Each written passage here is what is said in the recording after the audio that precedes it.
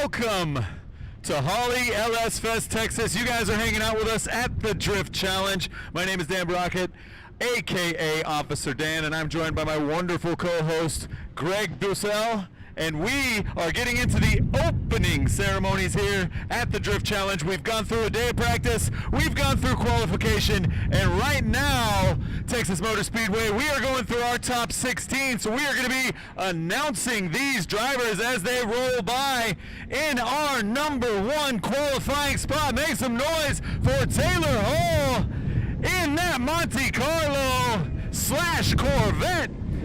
Then we got Jack Davis in #16. Then we got Jason Buchanan, #9. We got Keegan Leaf, #8. Jake Little, #5. Mike Phillips, #12. Zach Ferris, #13. And Nate Hamilton in #4. That's right, coming in next is going to be Caleb Quamback in that Walter E46, #3 qualifier, #14, Lex Klickerbeard, #11, Justin Chestnut. Qualifying at 6, we have Kylie Gilly, #7, Kevin Sosek, #10, Ferris Katumi in that Daily Driver E46, #15, Juan Seguro, and #2, Jake Wise. This is going to be a great battle. We have absolute leaders of cars out here. Hey man, that car's a rental. Be careful now. It's like these guys haven't done enough burnouts all weekend. They got to do a couple more burnouts just to drive it home. We do love doing burnouts here. It's kind of the whole sport of drifting is one extended burnout, and we are absolutely here for it. We're hanging out, Holley LS Fest Texas, having a good time. It is sun shining. We got a light breeze going. We're hanging out with a lot of beautiful people here in the crowd. Hopefully they've been soaking in some of this LS goodness, but we're ready to get into our battles. Now, Greg, let's explain to the people what a drift battle is. Absolutely. So we're going to be seeing these cars go 2 at a time. You're going to have a lead driver and then a chase driver. The lead driver is supposed to hit the clipping points that we've set out for them on this track. Each green cone that you see out there is either an inside clip or an outside zone. It is the job of that lead driver to put that car in those precise positions. Now we follow with the chase driver. The chase driver needs to mimic the lead car's position on the track with the same angle, with the same speed, kind of like ice skating. Yeah, it's a subjective motorsport. We've got a crack panel of judges that are going to be looking at different things that each of these drivers are doing in these tandem battles. Now, usually in tandem battles, it's not scored. It's who did better and who did worse. Who made more mistakes, who made the least amount of mistakes. Now, these drivers do get to switch positions, and then it was the lead driver's turn to now follow. So it is subjective. It is style-based, and that's not only just for the driving. That's how the cars look. It's a little bit of everything that we do. It's more of an extreme sport than it is a motorsport, but we're here today celebrating the LS motors in every single one of these cars. Yeah, so many different platforms we have out here. The only thing they have in common is LS engines. Everything from a BMW to a Nissan to a Corvette, and all different types of power levels as well. One car out there with 400 horsepower, he might be seeing a car with almost 1,000 horsepower. So it's going to be a lot of work for him to keep up in that chase position. That's 4 digits of horsepower. That's a lot of units of a measurement of power. So these guys will be blasting down this straightaway.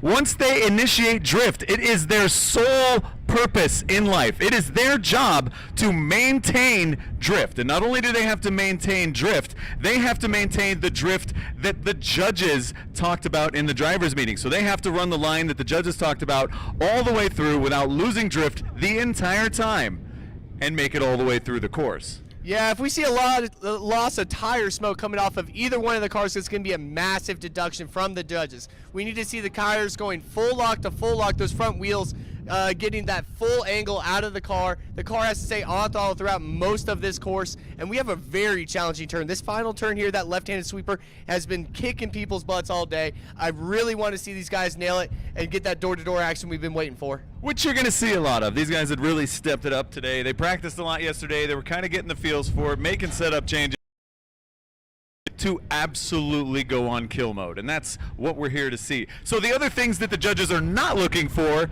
on top of straightening the wheels is going to be flying off the track.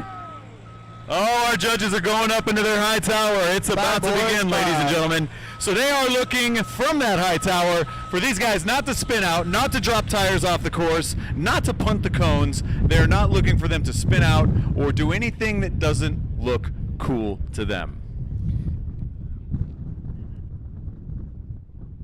Thanks again to Texas Motor Speedway, home of the world's biggest TV out there. We're going to be streaming this entire race on live stream on YouTube, and as well for all you fans on that big TV, you're going to see some drone footage. Really impressive drone pilot that we have out here as well. Yeah, he's absolutely ripping. He's tandeming with these guys just as good as they're tandeming with themselves. So once again, if you do have friends, family at home, make sure they log on to the YouTube channel from Holley, and they can join into the fun, get into that live chat, hang out with us. They can't be here, they can be there. Everybody can watch on the internet, or if you can't see very well for some reason, you can log in too. Jump on the YouTube channel and watch while you're watching. Yeah, drifting's always better in person though, absolutely. You get a little bit of tire smoke in your ears at the end of the day, clean out with the Q-tip. You get that smell, it's the smell. And hopefully some of that tire smoke will be wafting over if you guys haven't been indulged in it, but you'll learn to smell what the differences in the tires are. Now, speaking of tires, we do have Kenda.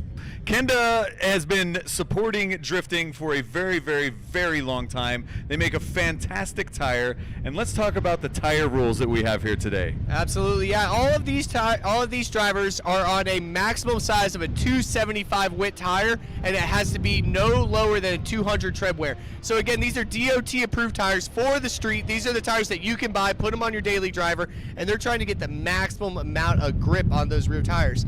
It looks like these cars are sliding out of control when they're on track, but they're actually very much the quite opposite. They are achieving a ton of rear grip out of these cars on throttle throughout the entire track. It's really impressive to see. The tire rule isn't necessarily just because. It's also, it helps the lower horsepower guys compete with the higher horsepower guys. So you don't want some dude on a 315 with 1,000 horsepower just walking everybody down the straight or in the turns. So it's kind of an equalizer. So it's a really unique thing to the Drift Challenge to have that kind of a tire rule for the high horsepower guys. And it's an advantage for the guys with lower horsepower. So we're seeing them over there in the burnout box right now. What those guys are doing is a couple donuts, scrubbing in the front tires, building up the heat in the tires, wearing off that fresh finish on their brand new tires, trying to just get them ready for the first turn, because the last thing you want to do is go out there and initiate on fresh set tires. You're going to wash it out. It's not going to be a good time. It's pretty ugly if you don't knock the new off, but it looks like our guys are lined up down there. We may be getting into our first battle very, very, very shortly. So the way that it goes is the higher qualifier is going to lead first, the lowest qualifier is going to follow, then we swap those positions, and they go again. We got both of them down there on the line waiting for the go-ahead. We have Taylor Hull is going to be leading Jack Davis. And here they come, ladies and gentlemen, the first battle of the Drift Challenge by Holley at LS Fest Texas, and we are off to a rager already. Jack Davis struggling to keep on tossing a ton of angle, trying to cut the line to get caught up. There he is, right on Taylor's door. But because he cut that line, once he got back on throttle, Taylor had a lot more momentum to finish off that turn, went again and pulled away from him. That was a fantastic lead run from Taylor Hull in that doing it for Dale Monte Carlo / Corvette. That was what you want to see as a follow driver. When you see the commitment of that, you should be able to put on a follow run. I think he either may have gotten himself choked up or he got lost in the smoke through the transition into that last outer zone and just kind of bobbled a little bit, aka a lot. Yeah, Jack's going to have a lot of work out for him right now in this lead position. He's going to have to clean up a ton of mistakes to put on a good lead run. And I want to remind you, okay, Taylor Hull is a chase monster. He is here to put on a show for you guys, and he will do exactly that. Proximity drifting is probably one of the best things that he does. Yeah, and that is the most important part in tandem battles, is how you follow. Now, when you're following as a follow driver, you have to change everything. So the line that Taylor just ran right now, that perfect floaty outside line, is going to be completely different when he's following Jack, because Jack runs a different line. So now Taylor has to adapt everything he's doing to what Jack's doing. Yeah, a lot of things go into car setup as well, trying to set the cars up for who they're going to be competing in practice and through competition. But we're seeing them come down the line now. Jack in the lead, big initiation, huge flick, back on throttle, coming right past us in the ground sense. Taylor having a hard time lackluster there on that first initiation, but definitely catching up, again that proximity, letting him know you're there. Texas Motor Speedway, make some noise. I think Taylor was leaving a little bit of tire mark on that door. I couldn't see from here, but it looks like he was itching that tire. He was like, door. I may not have been there the whole time, but I'm here for the good time. Probably a strategy, I would think, on his half. He didn't know where they were going to end up on the track after initiation. Jack was a little bit short on that inner clip. Taylor waited patiently for the last outer zone, put his car in the right position, kind of bullied him around that turn.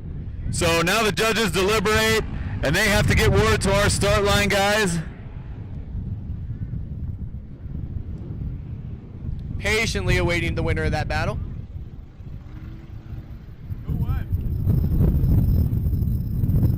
And ladies and gentlemen, Taylor Hull gets the win, doing it for Dale. He will be moving on to our grade 8. Unfortunately, Jack's going to be hanging out, watching from the sidelines, but he's still going to have a good time because drifting is fun no matter where you're doing it from. Absolutely. Taylor is going to be one of the people to watch, possibly getting his way into the finals. He's been going hard all day, and he says he's got plenty more in the tank for this. Oh, wow. Yeah.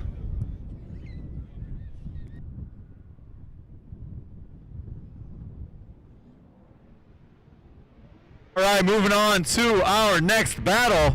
We got Jason Buchanan going up against Keenan Leap. Leap with a massive initiation. Look at that transition. Right, Jason right there behind him says, that's not going to faze me. Jason Buchanan putting all the pressure on in all the right places as they round out the back of this sweeper. How deep is Keenan into that perfect line all the way around the outside? Jason, I think he may have been a little overly aggressive, but man, that was an exciting run. Keegan was on it from initiation. That was a massive initiation that he threw out there. Jason was not phased. I think Jason dropped a little bit of tire on the last turn here. That was I'm into all of the above. This is what we're talking about when we get into tandem battles, and this is just our top 16. We got to whittle these guys down into our top 8, then our top 4, then we'll have our finals, which should be a battle for the ages. Yeah, Jason had a little bit, actually a lot of corrections going through that last turn, just trying to keep the car in drift, maybe because he's going against a little bit of a slower car. A little slower car, so he had to keep checking up, which does happen. It's, again, the great equalizer. Do you be aggressive, or do you back off just a little bit to let them kind of do their thing? Jason was like, nah, I want to be up in there, so I'll make some mistakes. Aggressive in proximity is always the answer, in my opinion. I could agree with that wholeheartedly. You got to hype the crowd. I agree. Exciting is better than just casual. We're going to swap these guys around.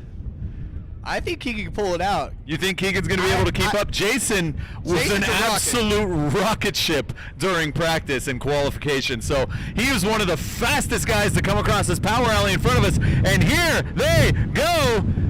Jason Buchanan chucking it in, hits that touch and go a little bit shallow, but right on that inner clip as he blasts by.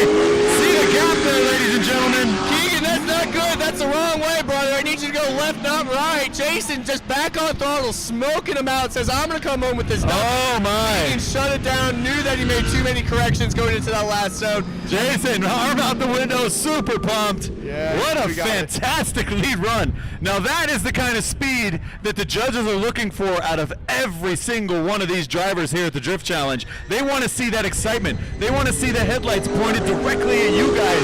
That whole turn, then the snap back all the way into that outer zone, just like Jason did there. And I think it may have just been a little too much for that poor Z. I'm really impressed with Jason's run. That last outer zone, he locked it at angle and just kept that exact angle all the way through the turn. Throttled down. That was a show right there. He might be somebody to watch now. I'd say so.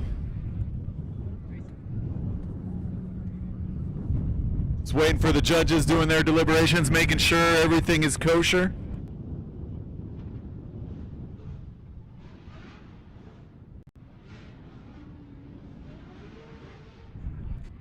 All right, and Jason gets the win on that run. That means he's going to be going against Taylor Hull in the grade 8.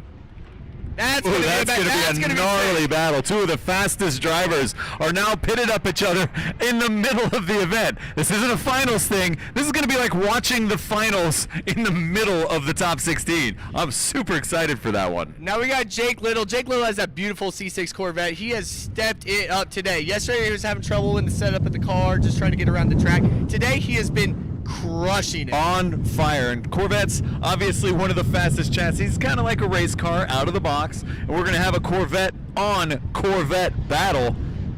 Yeah, Mike Phillips, I think, is struggling with a little bit less horsepower than Jake, but it's going to be really exciting to see this run. I don't want to play fan favorites or anything, but again, Jake has been on fire. He should put down a killer run for you guys. Now, Mike Phillips did want me to give a shout out to his kids, Kenzie and Cole. Hope they're watching the live stream from home. I love the family aspect of drifting. We got Nate Hamilton out there with the whole family, so it's a beautiful thing to see. Again, this is more like skateboarding or BMX than it is or any kind of other motorsport, and that's kind of what makes drifting special. So shout out to those guys. Hopefully you're watching, cheering Dad on from the couch. Wish you could be here, obviously, but here we go into the first half of this battle. Jake Little, Mike Phillips, Jake Little chucking it on in. Again, these two cars are very, very fast. Hitting that in a clip as they dance on by the judges' tower. Mike Phillips is doing a little bit of autocross in there, going straight, but look at that. He said, I'm going to close in, use all the proximity I can here on the last turn. He's not matching the exact line that he does need to match with Little, but a major deduction going on. You're seeing that green cone out there in the middle of the track. He center punched that cone trying to close up that gap, and I don't think it's really going to pay off for him. Man, sometimes it's worth it to risk it for the biscuit. Sometimes it's not. That time it was not. But yeah, he does dip into that outer zone very, very well. Look at that. He was like, I'm right on, and then somehow he kind of got gapped there right at the very end. He was doing good. I think it's a loss of horsepower compared to the other car, but he gave him a $6.50 gift card to Gapplebee's.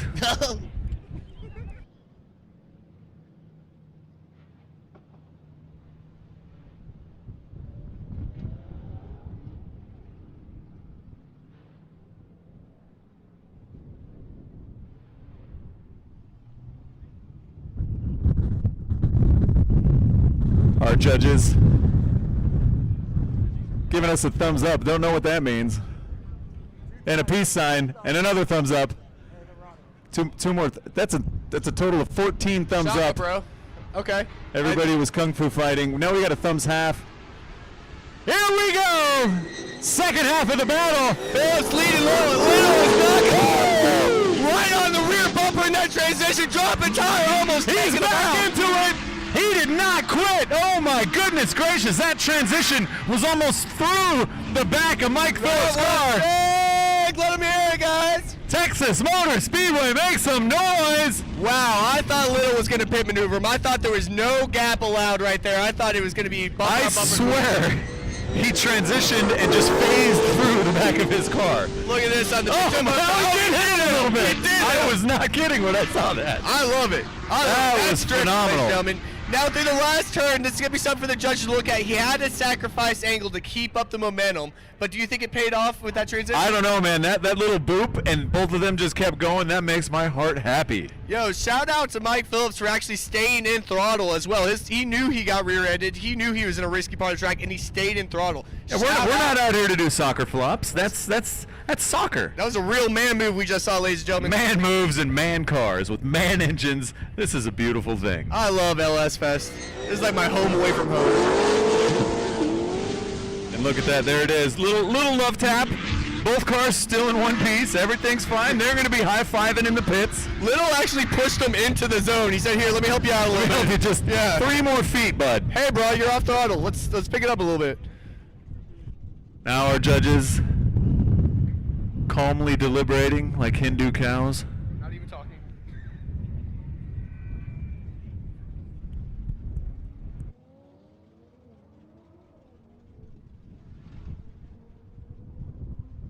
Debating, deliberating, the hard job of a judge. I'm so thankful I'm not a judge. Yeah, judging is it's a stressful job. You got to pay attention to literally everything. Every small detail counts. Everything matters in the world of judging. Was it the lead car's fault that caused it? Did he check up? Did he not check up? Was he decelling in an acceleration zone? We don't know because we're just casually observing with you guys, the audience. Our judges are up above so that they can actually see what's going on. It's a tough job. And you are going to make somebody angry. Obviously, 50% of the people that were driving have to lose. Yeah, nobody wants to pack it up on a trailer this early, I'll say that much. They got plenty more tires to shred. That's what they want to be doing out here, is putting on a show for y'all. I agree with that. Nobody wants to lose, but somebody has to. Oh, man.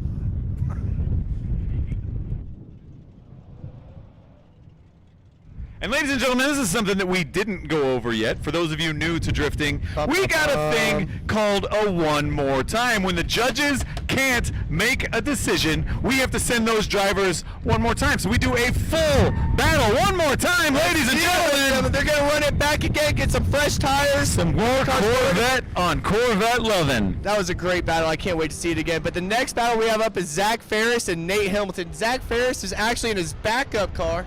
Nate Hamilton's going to be leading. Nice big entry all the way to angle from Nate Hamilton. Oh my goodness gracious, he is up in his business. A little bit of a bobble on the transition, but oh my lord. Zach Ferris playing it off like the bobble never happened. Back on throttle through that last outer zone, but we want to look at how buttery and clean Nate Hamilton's lead run was. That was everywhere he needed to be. That lead run was the most chaseable lead run that I have seen today. Now, the interesting part was Zach Ferris didn't get to practice at all yesterday. Not at all. He wasn't here at all. He rocked up this morning just all casual, like for the driver's meeting, like, yo, can I drive? I don't know if that was a good decision. He made a bobble on the track. I'm gonna go out on a limb and say he may have needed to practice a little bit more, but man, to just pop it off the trailer and then do this, that's impressive. Fantastic. Very impressive. Now I know Nate Hamilton, and Nate Hamilton's gonna put it on his door. Yeah, I know Nate. You think Little Tex is going to be aggressive, or is he going to give him a little bit of space because he didn't get to see him drive? His spotter didn't get to see him do more than like 3 laps. What do you think? No, Nate's only coming out here for the win. That's all he wants. They told me in the pits he wants to go home with that $4,000 prize. So Nate Hamilton's got them dollar signs in his eyes. That's all he's seeing. He's seeing checkers or wreckers, brother. I got the checkered shorts on. I'm ready to go. Wild, solid decision.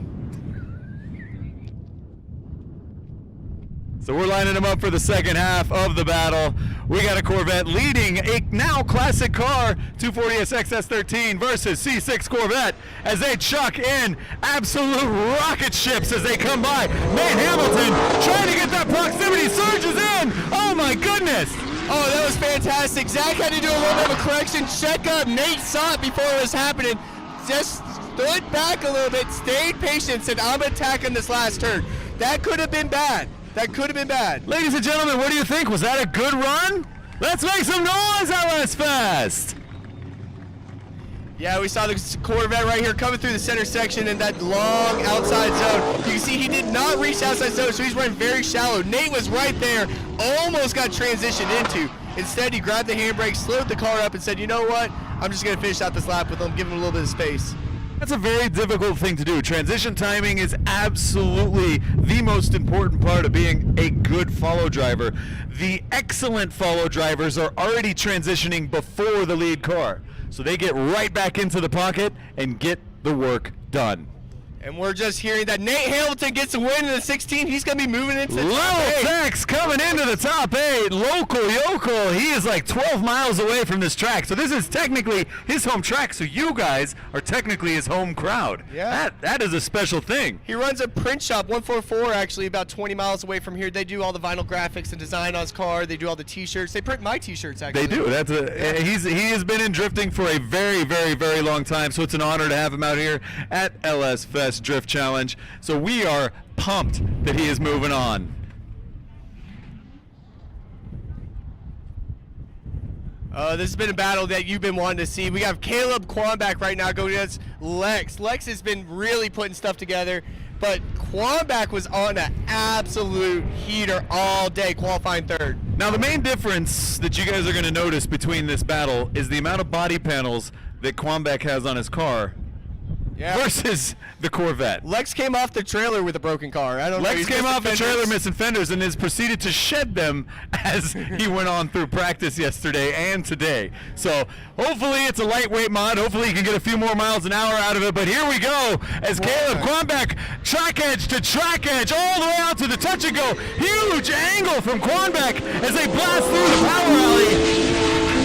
Quamback is known for his initiations, but I'm seeing him filling this outer zone all throttle, smoking Lex out. Lex can't see anything on the track, trying to figure out where he is. Ending off that run with a boss length by Caleb Quamback. That initiation, wow. Did you see that initiation? He was full. I was looking at the back of his car right here. That doing a backwards initiation at 90 miles an hour is nuts. Quamback is a total show-off. He's showing off for everybody out here, and it paid off. That was insane. Far track left to get that car all the way back into its first touch and go. Crazy impressive. He left some points on the table, though, missing the outer zone, the first outer zone. So Lex could clean up, put on a heater of a lead, and actually pick up some points. Yeah, again, it's all in the follow driver's hands. A little bit lackluster of a follow, but, you know, stranger things have happened. Yeah, I didn't see a complete and incomplete from Lex, which means they came out of drift. However, I did see a lot of corrections, a lot of cheating line, trying to keep up with that monster engine of Caleb Quamback in the Z46. Quamback with one of the prettier cars out there, sponsored by Walter, big gun guy, loves his guns. Hey, gun dude. I feel like Texas people like their guns too, don't they? I think so. Big two-way place. We love our guns. We love our drivers. And here we go for the second half of this battle. Quamback not giving him an inch on the run-up. He said, you know what, I know I'm sitting on an advantage, but I want to go ahead and just put a pin in it. Right there on the door, close transition, overloading on the car. Almost. Oh my goodness gracious. They were transitioned at the same time together. Oh no! Another body panel has been lost in Lex's car. Oh man. Right. I'm not going to say whose fault that was, but they were all over the track. That was an interesting one. I am not envious of what the judges now have to go back through. It looked like Quamback was way offline, super shallow in the middle of the half of the track, but he did that to himself. He over-angled on the second inner clip, caused him to come up short. Now, Lex made his own mistakes going into the last outer zone. Was his mistakes the reason that they created contact, or was Caleb trying to close the gap? That's what the judges now have to pay attention to, as you guys can see on the big screen and our online friends. We're going to see right here where the contact was made and what exactly happened. So that is going to be on the judges to determine, did the Corvette slow down, or did the E46 speed up and cause that to happen? Lex wasn't fully in the outer zone too, so he really narrowed up the track for Caleb. Caleb saw that, had to check up on himself and try to slow the car down as much as possible. When Caleb tried to get back on throttle though, there was a Corvette right there in front of him. This is going to be a difficult one. Judges are still deliberating on what caused this to happen. As you can see, Caleb is kind of struggling to be on the same line, but got right up into the pocket, and then that happened.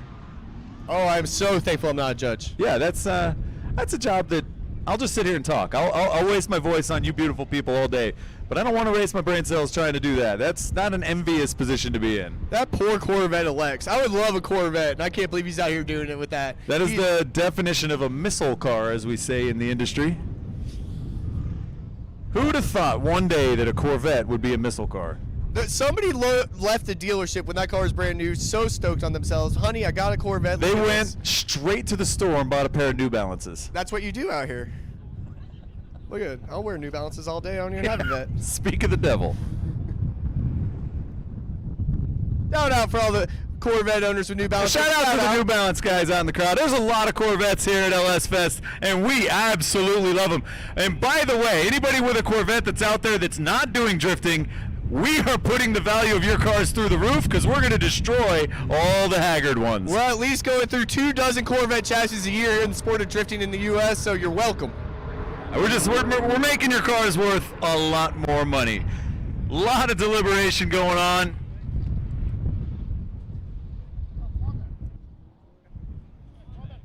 All right, and we just heard the word. Quamback is going to be moving on to the grade 8. It seems like the fault was left on Lex, maybe because he was decelerating a little bit too much going into that last outer zone, creating the contact. I like Quamback bringing out all that smoke, all that sauce, putting on a show for us. I can't wait to see him go up against the next battle. So after clarifying with the judges, what the judges saw was the Corvette slowed down too much into that outer zone where he should have been on throttle, and that is why the call was made in Quamback's direction. So Caleb Quamback moving on into our grade 8. I was going to say that same thing. I didn't want to put the Corvette at fault, but you know.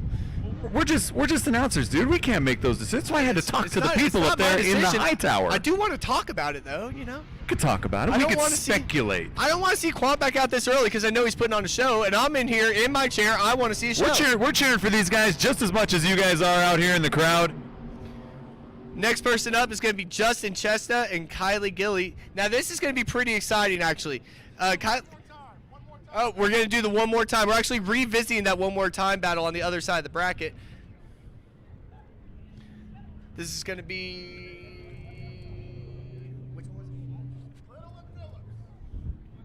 So we got Jake Little and Mike Phillips doing their one more time battle again. This is on the other side of the bracket. We're revisiting that one more time battle. An absolute heater of a battle. A little bit of Corvette on Corvette as they skip through the power alley. Lots of left foot braking through there. Mike Phillips trying to get up in the pocket and overshoots. Oh, man. Hands up in the Swiss. Had to stick it in four-wheel low, get it out of there. Yeah, he had a lot of catching up to play. Little was on one. He was just smoking out it. And I'm telling you right now, that was a perfect lead run for a chase driver to follow. And unfortunately, just washed out there at the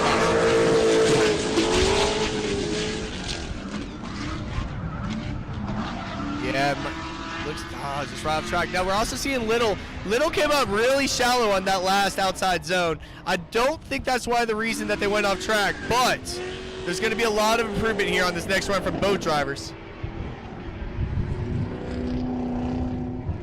Yeah, it's always difficult when you get lost in the smoke. You don't know where the other car is. You don't know how close you are, and then you end up exiting stage right.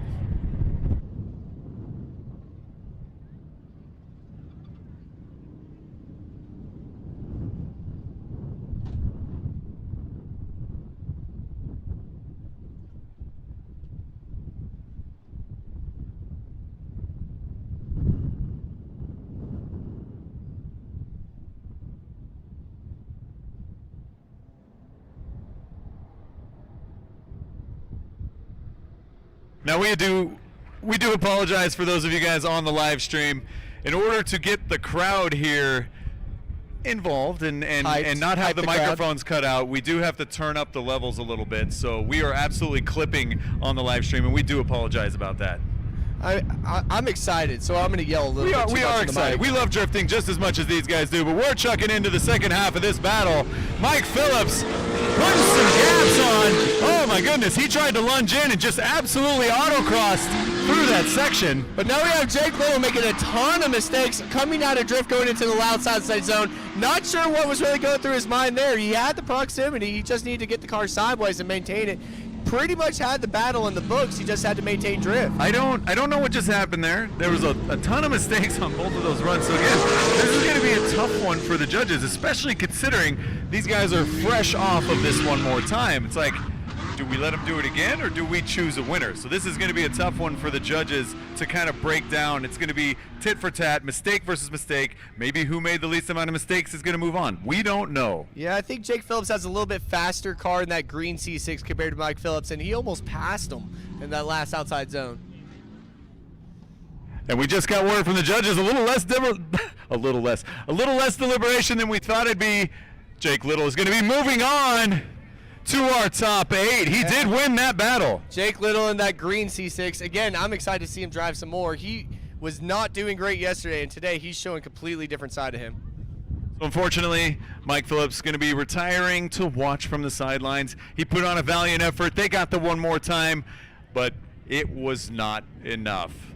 So we will be moving on to the next battle.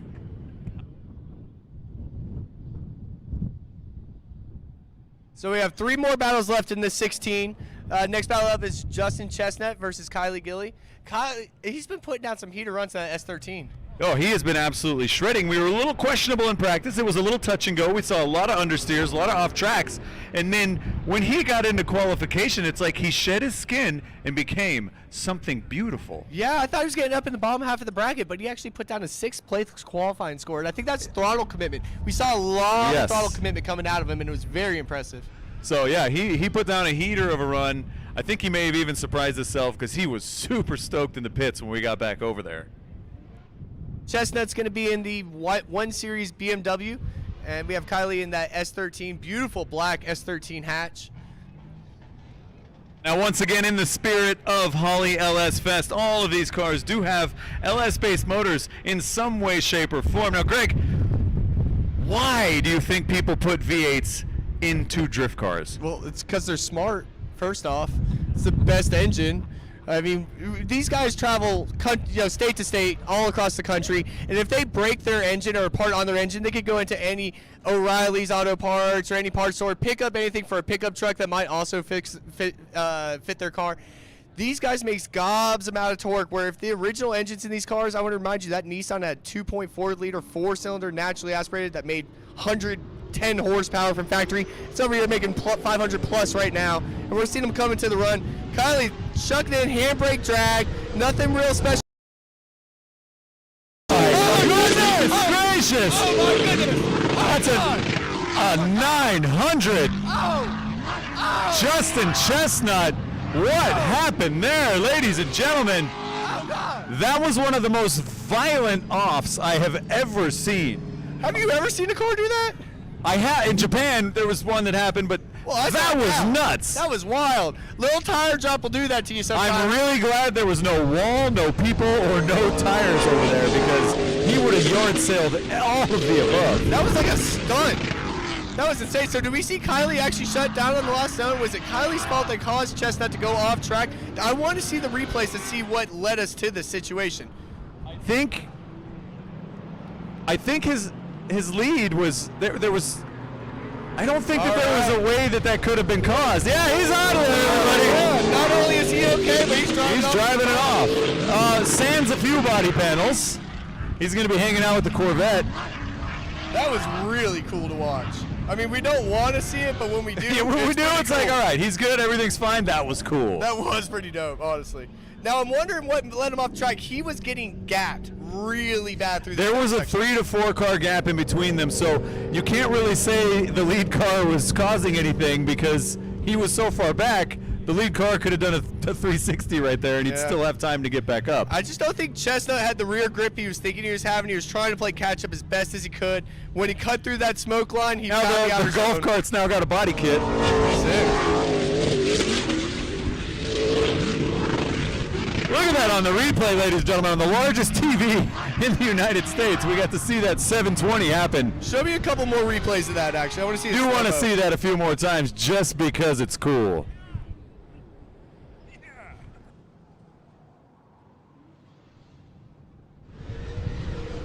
Here we go. Let's see.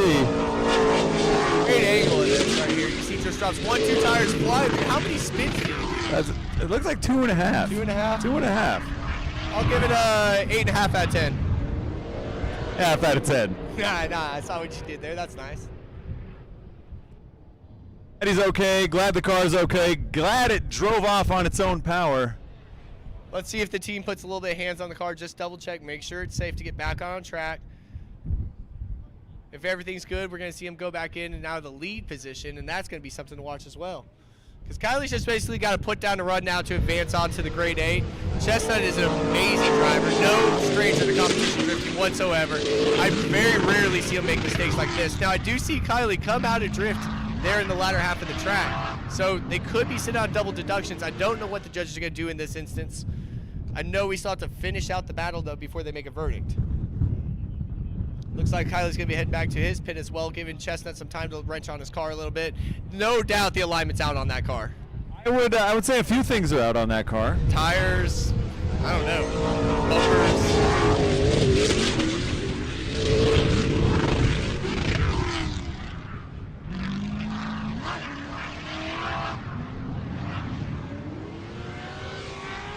So we are going to give these guys a little bit of time. We're not here to harsh their mellow. We're gonna give them a little bit of time to check out the cars, make sure everything's good, and then we're going to run the second half of that battle because we want these guys to not win by attrition. We want them to win the real way by beating the pants off the other driver in competition. Yeah, I want to see Chestnut put down an absolute heater to run and say, hey guys, this is how I can drive. I've been watching him do it all day. He can put on a show for you guys. He could pull off a win still as well. We can't say that the battle hasn't been won yet. No. So yeah, giving those guys just a few moments to get their cars sorted, get things fixed, figure out why he just did 2.5 spins off the track at 90 miles an hour. Yeah, that 1 Series flew like a 747.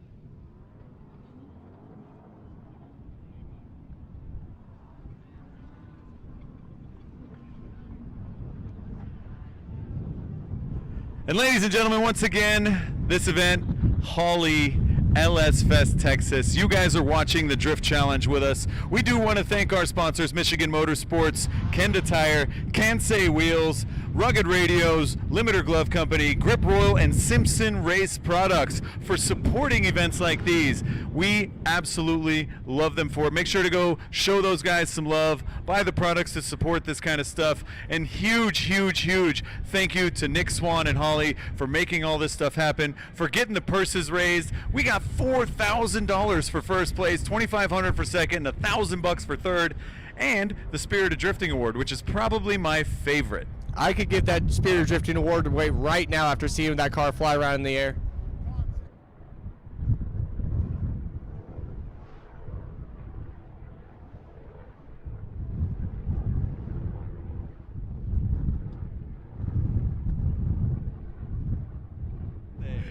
All right, we got our next battle at the line. We have Kevin Saucier and Ferris Kotumi. Now, Ferris is an absolute sweetheart of a human being. Why don't you tell us what he did out here today for the guys? So, for those of you that weren't paying attention to the show earlier, Jake Wise blew his motor yesterday, and Ferris had a very fast Corvette and said, you know what, I'm going to give you my car and I'm going to drive my backup car, which is that silver BMW that he's driving out there right now.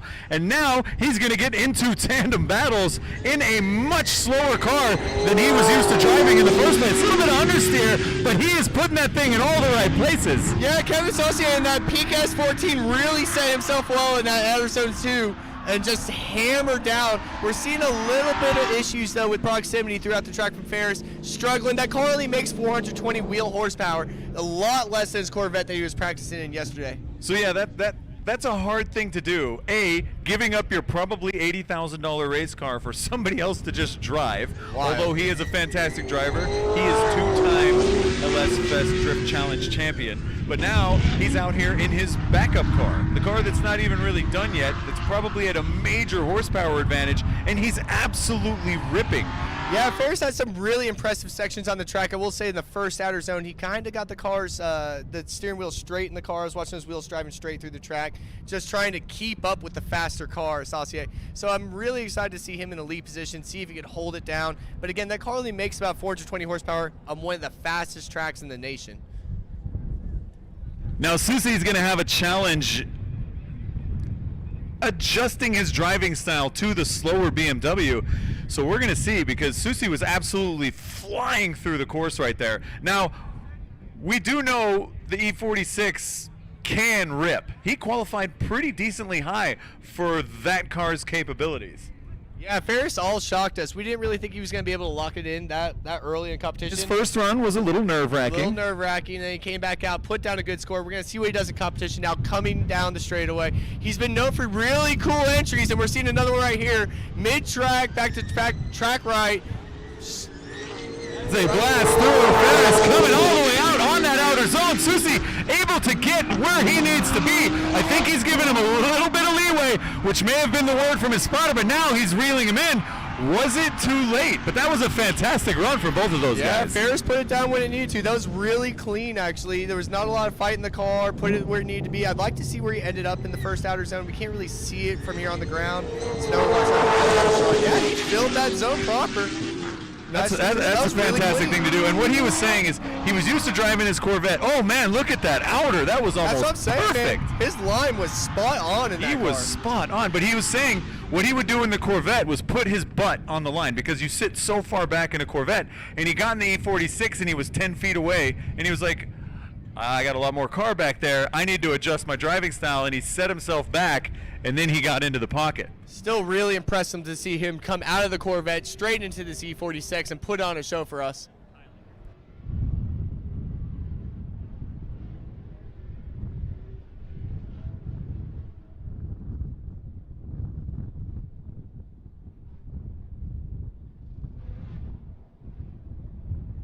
And so Kevin Susie in the pink S14 is going to be getting the win. He will be moving on to our Great 8. Congratulations. That was a heck of an effort, though. It was. Ferris put down a great lead run, but it just was not enough. I think in his chase run, he did come out of angle pretty bad here in the center section, so he was just not able to get the advancement and move on. Some mistakes were made, but what are you going to do in a car that's not really meant to be doing this? And he made it do it anyway. Fantastic effort from him. But we are going to be moving on to the other half of the battle that we just kind of split in the middle of. They looked over their cars. It seems like everything's okay. Hopefully, that was not a lot of time, by the way. I think it was an eyeball checkout. Eyeball check, yeah. Here we go. Things are good. We're going to try to send him again. Here we go. Blasting down the straightaway. We got Justin Chestnut is going to be leading this time. Hopefully his car's okay. Hopefully he's still not dizzy. Oh, Chestnut actually put down a nice little heater lap on here. Pulling away. Massive gap. Drop a tire again. Almost going off track that time. Way offline. Nowhere near that outer zone by Chestnut. Car's almost over-rotating on itself. I think that car's alignment is way out of spec. Yeah, you could say that he wasn't in the pocket, as it were, but that's okay. He gave it a try. They only had a few moments to look over the car, so it's not like they could have taken everything off and done an alignment out there. That's just not how it works. Kudos to him for just getting back out there and sending it anyway, regardless of the car's condition. Yeah, it's still very impressive for him to even come back out on track after that wreck. That was a very nasty roll. I'm very glad to also see that all 4 tires stayed on the ground. I've seen things like this where a car will kick up and end up on its roof. So glad that did not happen out here. But Gilly, again, I think his spotter gave him some wise words there and said, you know, you probably should back off. Who knows what his car is going to do? He could pull a 900 this time. We don't know. Yeah, we did see him also come out of drift actually in that last outer zone also in his lead run. So I don't know what the judges are going to say on who advances. Again, not envious of their job right now. I've been on both sides of this aisle. Being a judge is very, very, very tough. So Kylie Gilly is going to actually get the advancement in this one. All right, another S chassis into the top 8. Hurrah! I'm a big ass chassis lover myself. You too? You like that chassis? Yeah, but I'm a coupe guy. I'm not a big hatch dude, but boy, do I love coupes. Well, we're both coupe boys. Yeah, they embody the spirit of the late 80s, early 90s. Nothing wrong with the hatch. Nothing wrong with the hatch at all, but the coupe. Oh, no. There's nothing wrong with the hatch. Obviously, it just moved on into grade 8. These are classic cars we're talking about here, Greg. $20,000 OBO, I know what I got.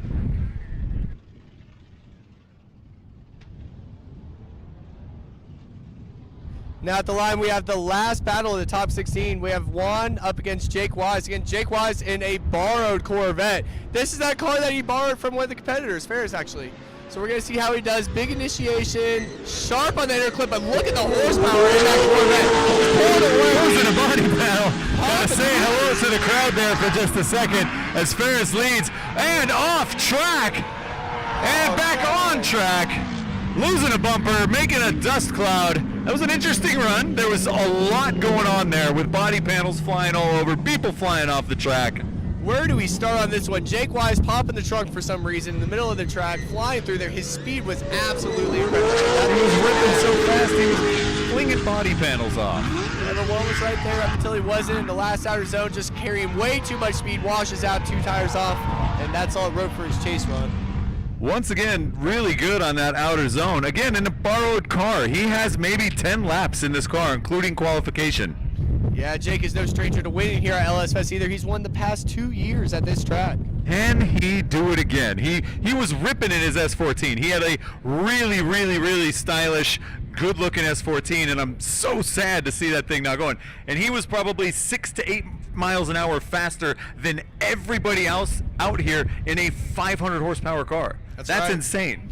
I will say though, when he came out of that S14 and he took his first couple laps in the Corvette, he said, I might need to buy a Corvette. That's an interesting, I mean, Corvette is a much better car than an S chassis. I hate to admit that. Superior. But I still would choose an S chassis every single day. As long as it has an LS in it. Don't forget where you're at. Yeah, can't discount the LS. A little bit of America in there.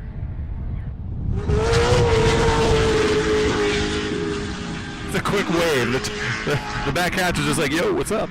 Yeah, he's going so fast and the wind's coming in through that driver window. so much so that it just pops open his hatch for a brief second. That is fast, man, to push open the hatch. That's how you know you got some good angle too, is when it's forcing its way out the back of the car.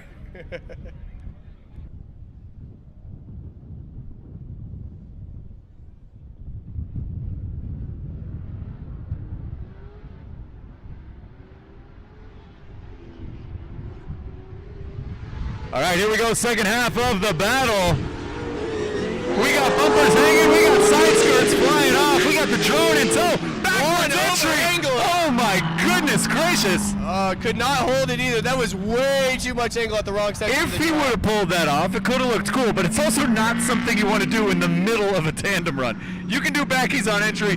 Try not to do that in the middle of a run. Not optimal as the lead car. Yeah, it was sick for a second, but Jake saw what was going on. He said, no, I'm not doing that. He came out of drift right at the right time. So that was some really, really good heads-up driving. Of course, it's also not his car. That's what I'm saying. He's like, hey, bro, borrowed car. I didn't buy the insurance. Yeah, you can see Jake saw it coming, and he decided to go far track right, which is the right thing to do. It did look super sick coming in like that into that turn, but solo run or qualifying, send it. That one, not so much.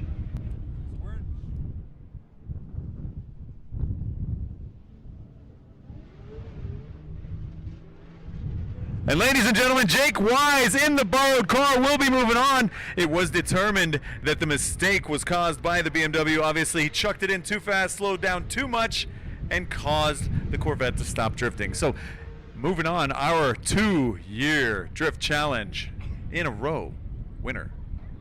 Moving on to the grade 8. Now we have one of the fan favorites, Taylor Holt, one of my favorites actually, and then Jason Buchanan in that Jason-themed livery FRS.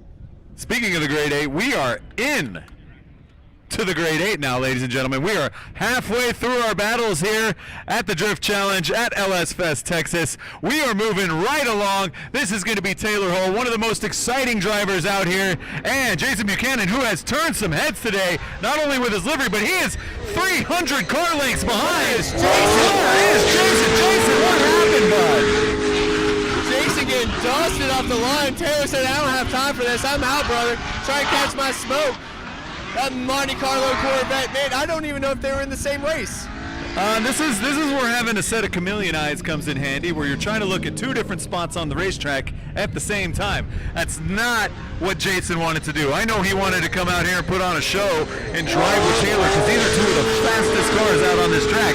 So to see that happen is kind of heartbreaking, because I was ready for this battle. Jason was trying to play catch up so bad he actually lifted the right front tire here right in front of us, just flooring it, matting that car down, trying to play catch up, could not pull it off. Something happened at the line. I don't know if he missed a gear or just didn't see the missed a gear, electronics issue, who knows what happened, but it definitely caused a 19 bus length gap. That was not a characteristic that we've seen of him or anybody out here so far today either. So we're gonna send these guys again, get them back up to the line. I see Jason assessing the rear end of his car, checking on the tires. Making sure something's... I think he had like 85 PSI in the rear tires maybe and just got dusted. I can't really tell from here, but it was not the same race.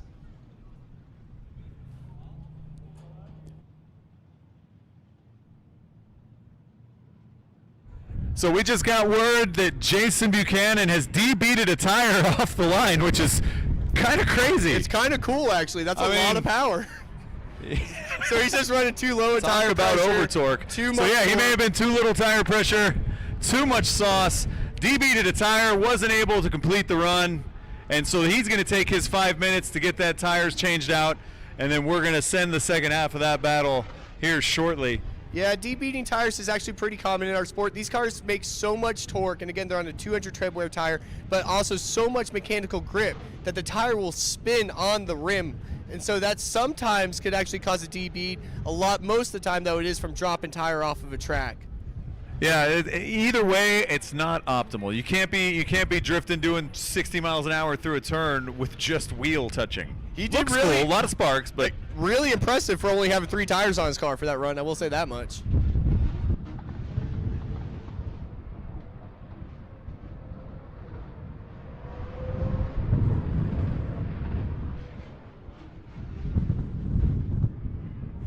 Next at the line, we have Jake Little against Little Tex Nate Hamilton. Couple littles, yeah. This one's actually gonna be really good. This is like a finals battle for me, honestly. Nate Hamilton is one of our top contenders out here. Actually, at all LS Fest, Nate Hamilton has been a total competitor. I know he's got some podiums under his belt here at Holley LS Fest. He's been the guy to keep up with in lead runs. I mean, he's local. Like we said, he has a lot of laps around this racetrack. It's a 12-minute drive away, so there's no reason for him not to be a contender at the Drift Challenge here at LS Fest Texas. But here we go, Little versus Little. Little Tex chucking it on in. He's been killing these entries. Look at that angle, ladies and gentlemen, as he comes back through all the way on the outside of that clip, back onto power. Jake Little having a big time trying to keep up with him. Not great until right now, sucking up on the door, but Nate Hamilton says, man, you're going to have to do better than that.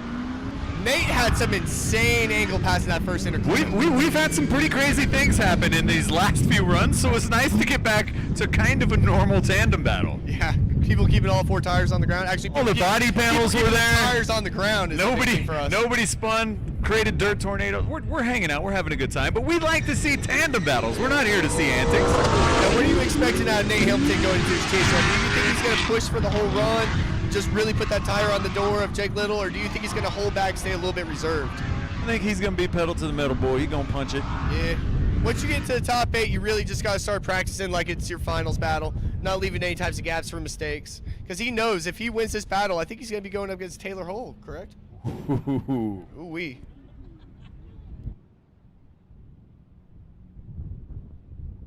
Gonna get these guys turned around. Once again, just appreciating the diversity of the chassis we have out here. 240s, Corvettes, BMWs. We got an FRS. There's all sorts of cars out here at Drift Challenge, of course, all powered by LS engines. Thanks to Holley for putting these events on. But we are going into the second half of this battle. Little versus Little Tex and the Corvette. Nice entry, not as much angle as Little Tex, but Little Tex putting on the pressure as they come around. Kind of gapped him a little bit there. Yeah, Little Tex being really smart about this, actually. He was being patient for that last outer zone. So I'm going to set my car up on the same line as him, same angle as him, and just wheel him in there at the end. Really smart, calculated chase run from Nate Hamilton. That was textbook. Like, hey man, back off a little bit, but put that pressure on. He knew when to dive, he knew when to attack, and I think he did a fantastic job of all the above. It was little textbook. Wow.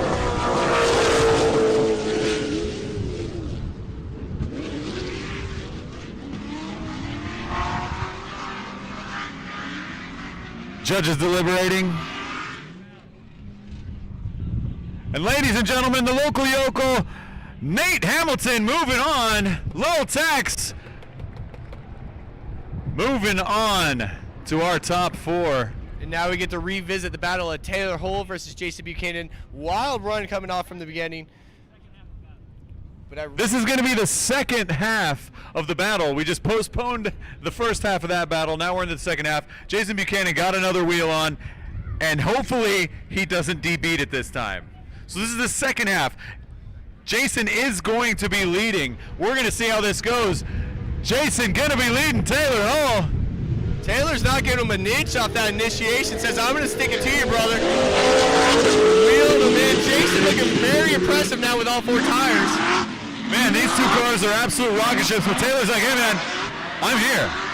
Doing it for Dale, ladies and gentlemen, all the way across the line, booting the finish cone. That was exciting driving. Taylor's being a real bully. He didn't need to do all that, but he did, and it was really good walk. Brother, when you're doing it for Dale, you leave nothing on the table.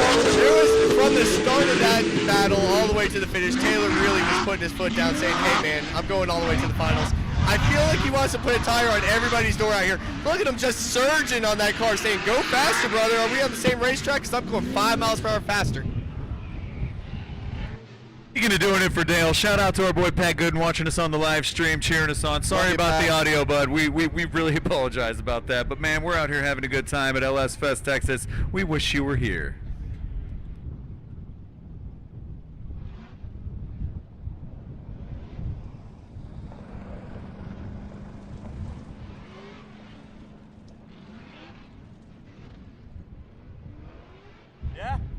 And the verdict is in. We got Taylor Hull moving on. That's going to be a good battle to watch. So it looks like we have Nate Hamilton, Taylor Hull going into the 4.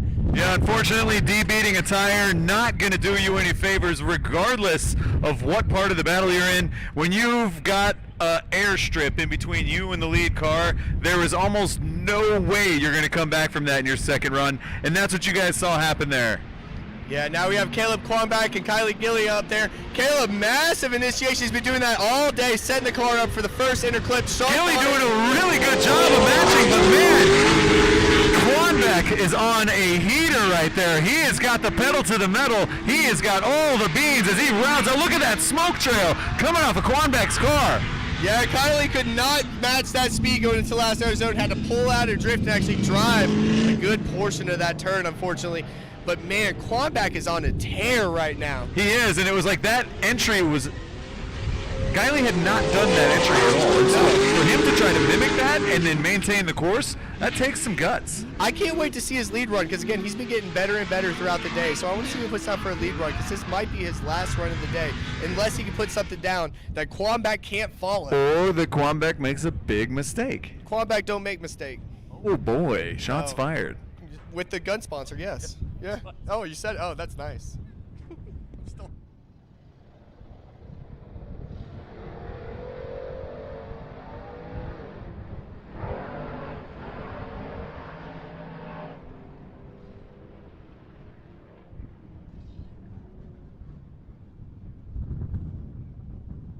A little bit of a wind gust. Everything's fine. You guys are good up there in the judging tower? Everything's safe? It's good to hear. It's a little windy. You guys are in the jet stream up there. We love you. Hard job our judges have. But here we go for the second half of that battle. Let's see, it's going to be Quamback's time to shine. Kylie's got a big gap on Quamback. Quamback's got to do a lot of catching up. Look at that smoke. Look at that angle. Yeah, Quamback being real patient. Oh no, Quamback coming out of drift, just closing the proximity too much. Now, was that going to be a massive deduction on Quamback, or was Kylie a little bit slow getting into that outer zone? I think they kind of both made that mistake in almost the exact same part of the track. Yep. Now I will say that Kylie had more of a gap on Quamback in the lead position, so Quamback had to really catch up there, overdid it, straightened himself out, so they straightened out for different reasons. Yeah. So that's going to be up on the judges for them to make that decision. Quamback was definitely anticipating a much faster car going into that last outer zone. Kylie was not on throttle where he needed to be, so I really choked him up in that chase run. Also, Quamback was trying to play a catch-up game, so I think he caught himself in a little bit of trouble going into the last turn.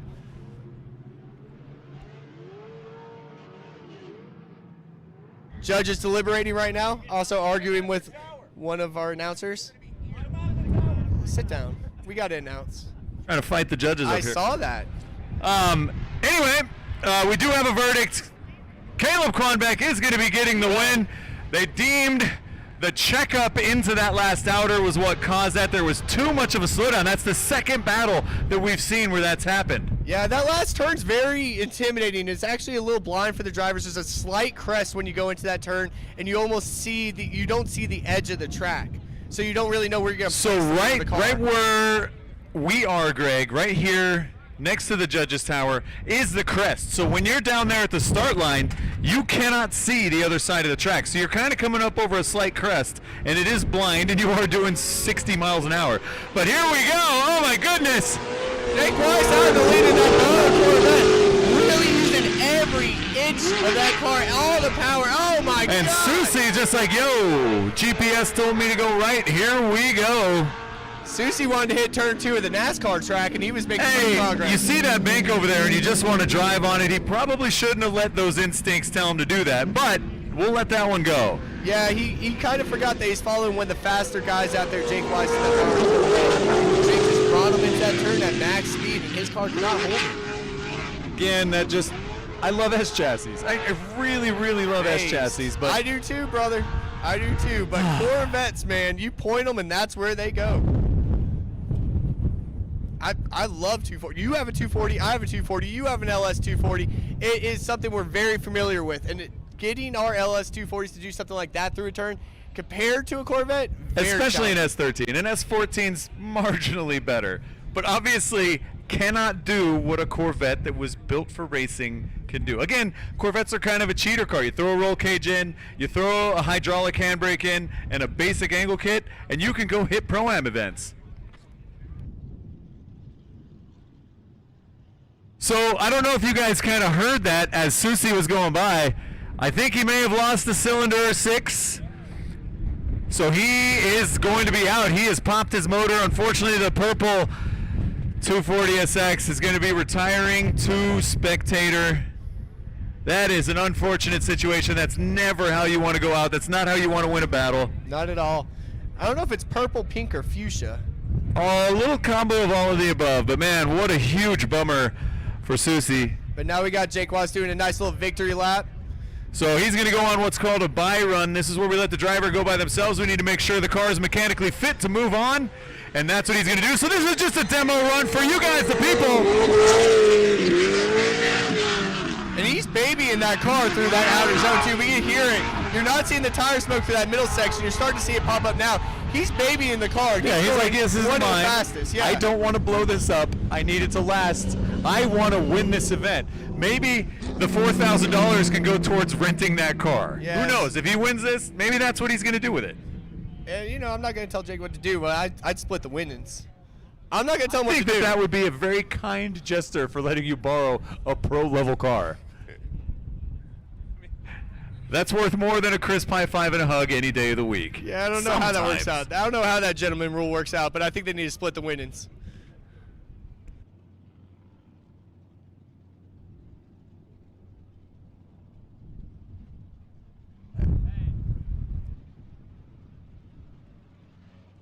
We are burning through this competition. We're already into the final We four. are blazing through this. This is insane. So we're hanging out once again, Texas Motor Speedway at LS Fest Texas. This is the Drift Challenge. We got Taylor Hall out there doing it for Dale. Donuts for Dale, as it were. Yes, absolutely. But we have Nate Hamilton, one of my favorites. Actually, he's my old roommate. Nate Hamilton. My goodness. Yeah, we lived well, that's a together weird for a while. flex, but okay. Yep, it was. But anyways, he's going up against Taylor. This is one of the battles. If I was to choose my fantasy battle of all the drivers, this is going to be it. Nate Hamilton putting on some of the best lead runs that we've seen all weekend, and then Taylor Hall, one of the best chase drivers that we've seen all weekend. So it should be a perfect, and again, we went over this in practice and some of the other sessions, but it does take a fantastic lead run to make a fantastic follow-on. And I do believe that Nate Hamilton will provide all of the above. So this is going to be very interesting. It is going to be all on Taylor Hall to be in his business the entire lap. If I was a betting man, Which I am. okay, I'm going to put money on it. You want to put money on this one? I'll put 5. I'm gonna have to say, I'm gonna have to go with Lil Tex on this one. Oh, I'm going with our boy Taylor Hall. Oh, we are 50-50, ladies and gentlemen. Got my heart. Let's see Taylor up. Far track left. Massive initiation, winding up that car. Look at that angle. Oh, my God. Wow. Taylor Hall absolutely putting the beans down. Is it too much? He reels it back in. Nate Hamilton getting right up into his pocket. Taylor Hall was three-wheeling through that back section. Man, Nate Hamilton That was insanity. Nate Hamilton was drag racing, just trying to keep up through that station, while Taylor had an insane amount of angle. That was insane. Hey man, I'll tell you, Monte Carlo is some of the fastest car done built on the planet, especially when it's made out of a Corvette. I'm telling you right now, there's going to be 4 or 5 people from the stands looking up Monte Carlo's Facebook Marketplace after this. Now, Taylor Hall did. I can't believe he saved that. Like, he was going off track right there. That would be probably at least a 1 tire off, in my opinion, from Taylor Hall. He was cooking it way too fast. He cooked it a little bit, but on the flip side of that, it let Nate catch up. Yep. So now you know what we're going to see. Now you know exactly what we're brewing. So this now is all Taylor Hall. So he has to put down that perfect follow-up. Nate was there in the picture. Nate was no slouch in his chase position. He came out of drift a little bit in the first outer zone, but he was there. He was like, I saw an opportunity, and I took it. Yeah, and a massive gap between the 2 cars that we have here. Taylor's car makes a ton more horsepower than Nate's. It's a little bit lighter. It's got a rear mount radiator. That thing's a Corvette. Yet again, we're calling it Monte Carlo, but it is a Corvette. It's Corvette and a half. Something like that. I am. I'm going to be on Facebook Marketplace looking for Monte Carlo after this. I'm all types of excited. I can't afford a Grand National also for Monte Carlo. Yeah, there you go. So we are going to get these guys swapped out. We got our start line guy down there in our limiter gloves, big sponsor of this event.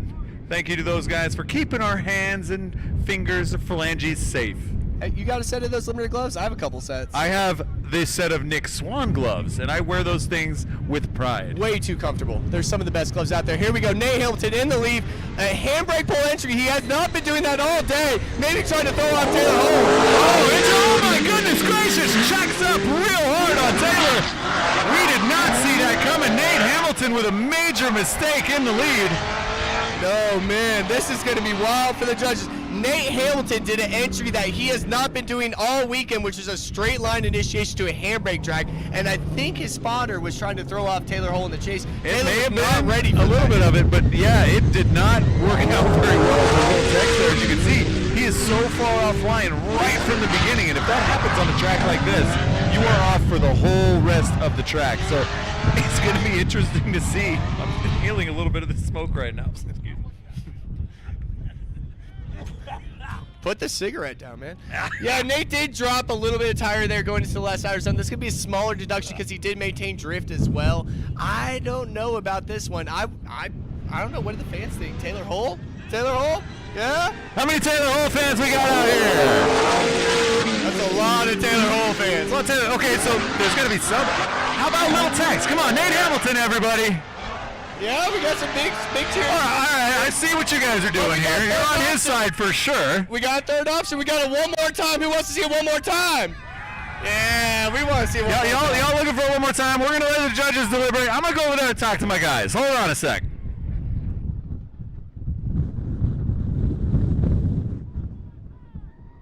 Just deliberating on this one. This is going to be a tough call. I want either one of them to go forward. I also want a $5 bet, so.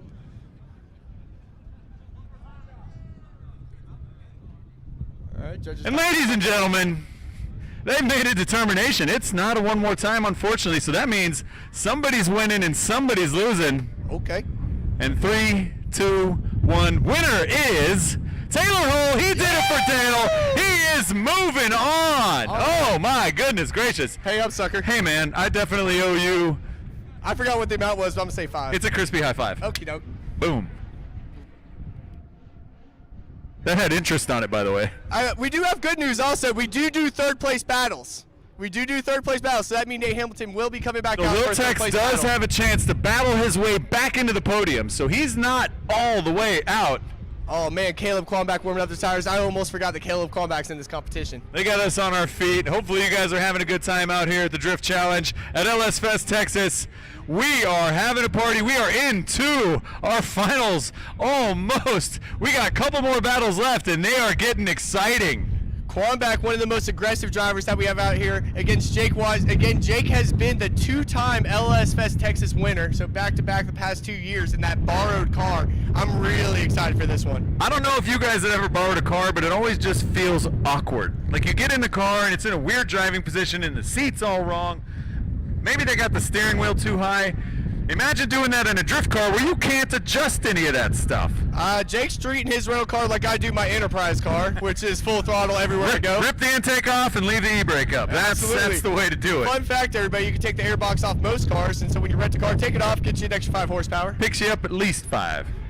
All right, here we go. Oh my goodness gracious. Chucking it on in. We got Caleb Quamback, got quite a gap. Oh wow, he goes off. How did he stay Nails the cone, lightweight mod, and Caleb Quamback doing the same thing. Oh my God, Quamback washing out. Jake Wise dropped a tire, lost a good portion of the rear end of that rental car. Nick, talk to me, bud. There's so much to digest right now. That was a little bit to unpack. Yeah, Jake Wise was going in way too hot to the first outer zone, dropped a tire, shredded some panels off of that. We can see here on the giant Jumbotron. Way too early. Wow. But he still maintains drift. Did you notice that? He's still in drift. He overcooks and then sets himself early for 2. Quamback 2.75 tires off it at a minimum, probably 3. Quamback was booking it, like trying to play catch up. He was like, hey man, falling into that turn. You will not get away from me. No, absolutely not. We see Quamback pulling back into his push, trying to get the guys to look at the car, make sure there was no DB, no damage on the car. That was such a hard off right there. It was. Like it's just dirt over there, but it's not nice dirt. These guys are giving like 110%. They are putting on a 10% show. is off the racetrack, so it's definitely 110. Well, 10% of that car is now off the racetrack.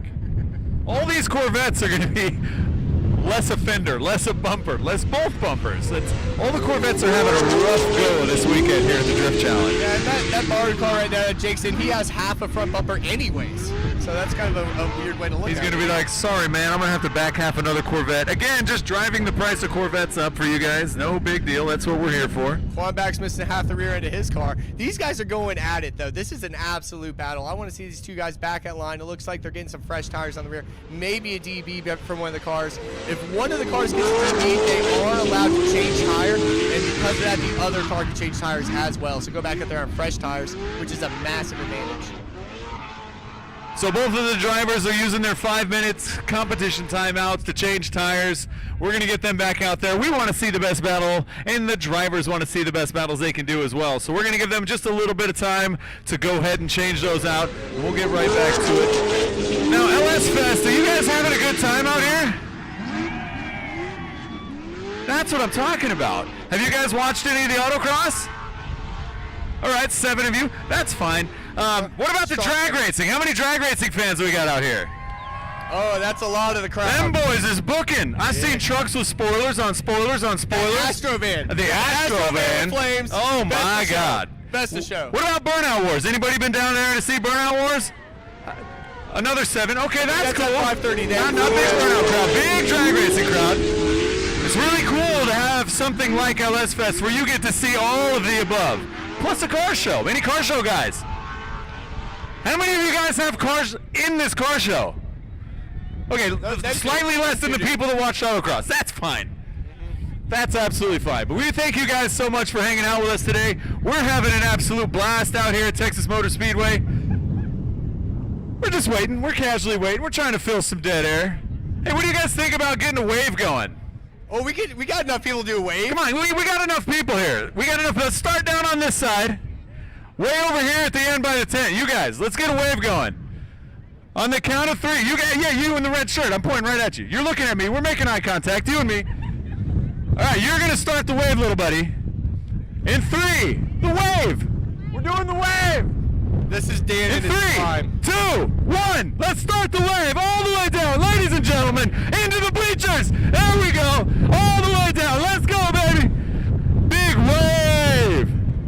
You just made Dan's life, by the way. Oh, Like thank those you guys. guys. And it's coming back. Oh, it's coming back. God, Ladies and gentlemen, pay attention. The wave is coming back. Here we go. All the way to the tent. Media guy, you're the last one. Media guy up. You got the memo. That was sick. Oh, you guys are wonderful. We love you guys out here at the Drift Challenge. Again, we're just trying to let these guys change some tires so we can put on the best show possible. Oh, it looks like they're pulling it to the burnout box. Oh, yeah. It's buddy. time. That's what you do. Kill some downtime with a wave. Bring the race cars back out. Crowd's hyped. We're hyped. Man, you guys got me going. We're into the finals here, ladies and gentlemen. We are into the top 4. We only have a couple of battles left. It is shaping up to be an epic, epic finals. And again, so much money on the line. So huge thank you to Holley for putting that out there. Huge thank you to Nick Swan for making that happen. Here we go. The last run of the final 4. We have Quanback out in the lead, but Jake was right behind him. Big flick from Quanback. Said, I can do this too. Quanback on an absolute tear, but Jake not leaving him any room as they blast through the power alley. Look at the commitment on Quanback's side into that outer. Small bubble from Jake into that last outer zone, which is also making him lose a lot of proximity. That Quanback run was one of his best. Holy smokes, that commitment was through the roof. And I think Jake got lost in the sauce a little bit. I think he got lost in the smoke. He kind of had to check up and be like, yeah, am I going to hit this guy? And then he kind of backed off a little bit and was like, oh no, I backed off too much. Caleb Quanback with nothing to lose, missed the outer zone too, but he dipped it right into the smoke cloud right there, and he popped back out of it and was like, oh man. Dang it. Too soon, Junior. Again, I'm not going to be a betting man. I saw what happened on the first run. I'm not betting with you anymore. I've already given up a crispy high five. I don't have too many of those more in the pocket. Vegas won't let you down. I'm a betting man. Oh my goodness. We love drifting. We live drifting. Both of us been doing it for a very long time. All of our judges been involved with this for well over a decade.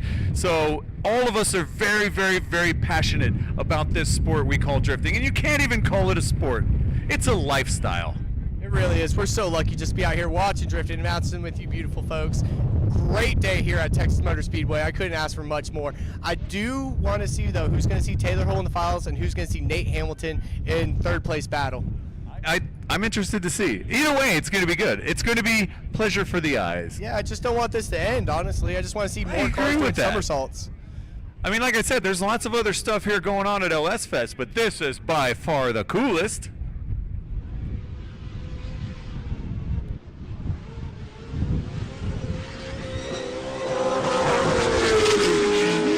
Long deliberation we have here from the judges. There's a lot that went on, a lot to digest in these past two runs.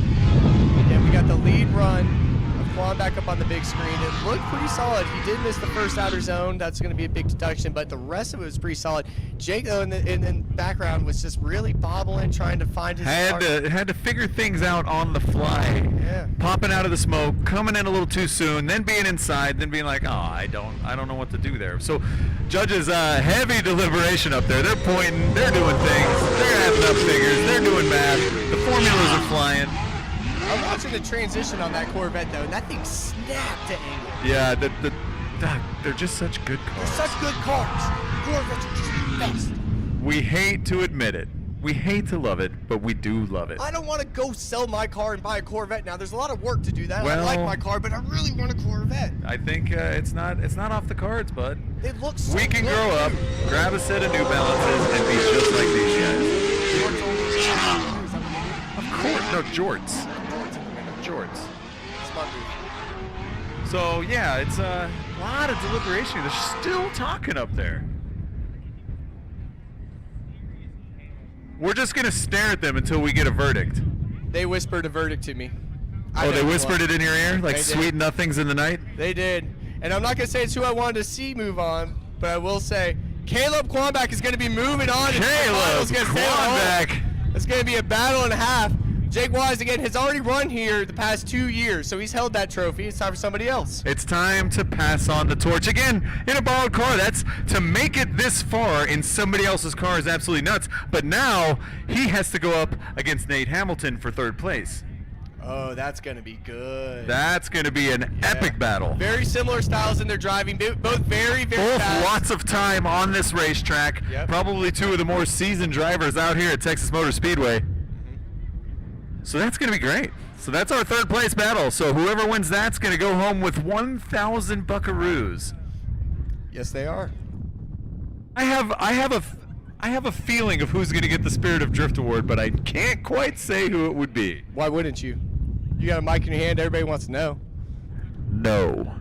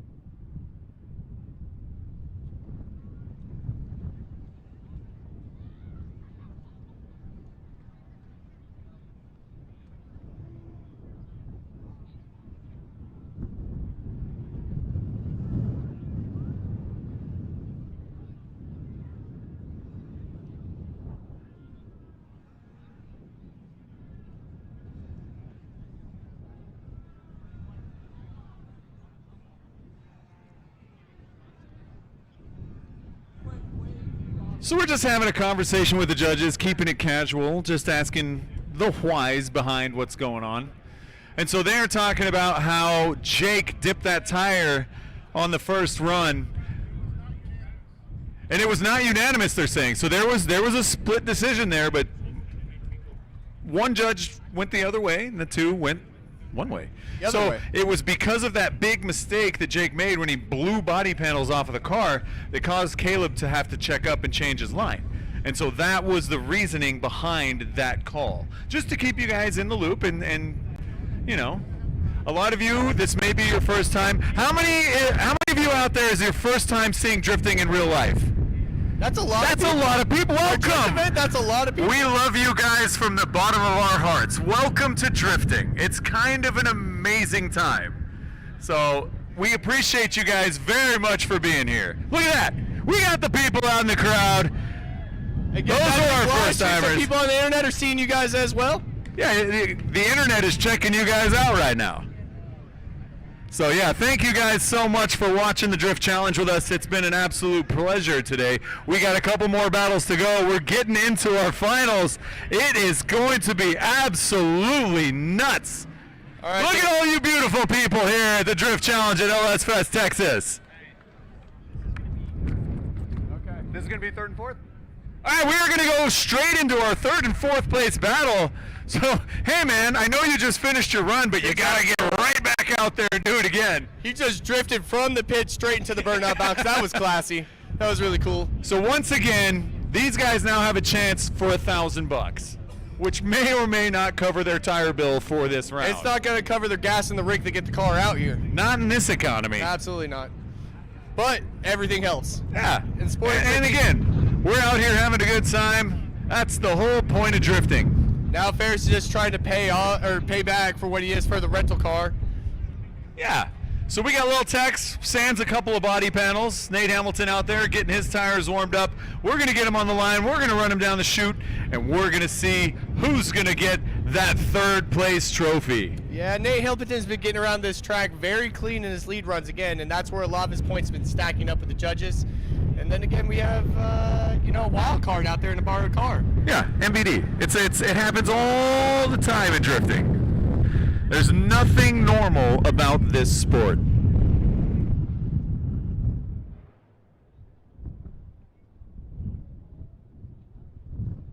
They're lined up. Limiter gloves drop.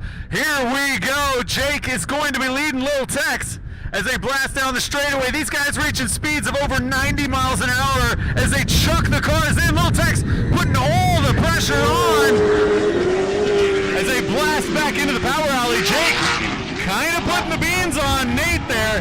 There is definitely a 4 to 5 car gap between these guys. I don't know. Again, the S chassis is good. That Corvette is quick. But that Corvette is an absolute monster. Really drug Nate Hamilton around this track. Nate did something very impressive, which is he matched his initiation. So the same style initiation that Jake put out, Nate did the same thing with him. Unfortunately, when they lit him off, went back on throttle, Nate Hamilton kind of got left. The thing I did notice is Jake was way early into that first zone. Again, that was the major mistake that he made last time, was he got into this dirt patch that's right here before that outer. Yeah. So he did that again, and Nate, again, this is something for the judges to see, but it's like, did that cause Nate to have to change his whole line because of that? Well, Nate did drop tire as well, and I think he's just following the lead driver's line, which is what he should be doing. Again, the chase driver is supposed to mimic the lead driver as good as possible. So if he drops tire, you might want to drop tire with him as well. Yeah, and that's kind of the point. They become your moving clipping point, which is a difficult thing to do as a follow driver, but now it is our lead master. Both these guys want a podium, so they're going to be going hard. Nate Hamilton is going to be leading Jake in the Corvette. Nice and big entry by Nate Hamilton, but Jake is right now in business in the fastest part of the track, ladies and gentlemen.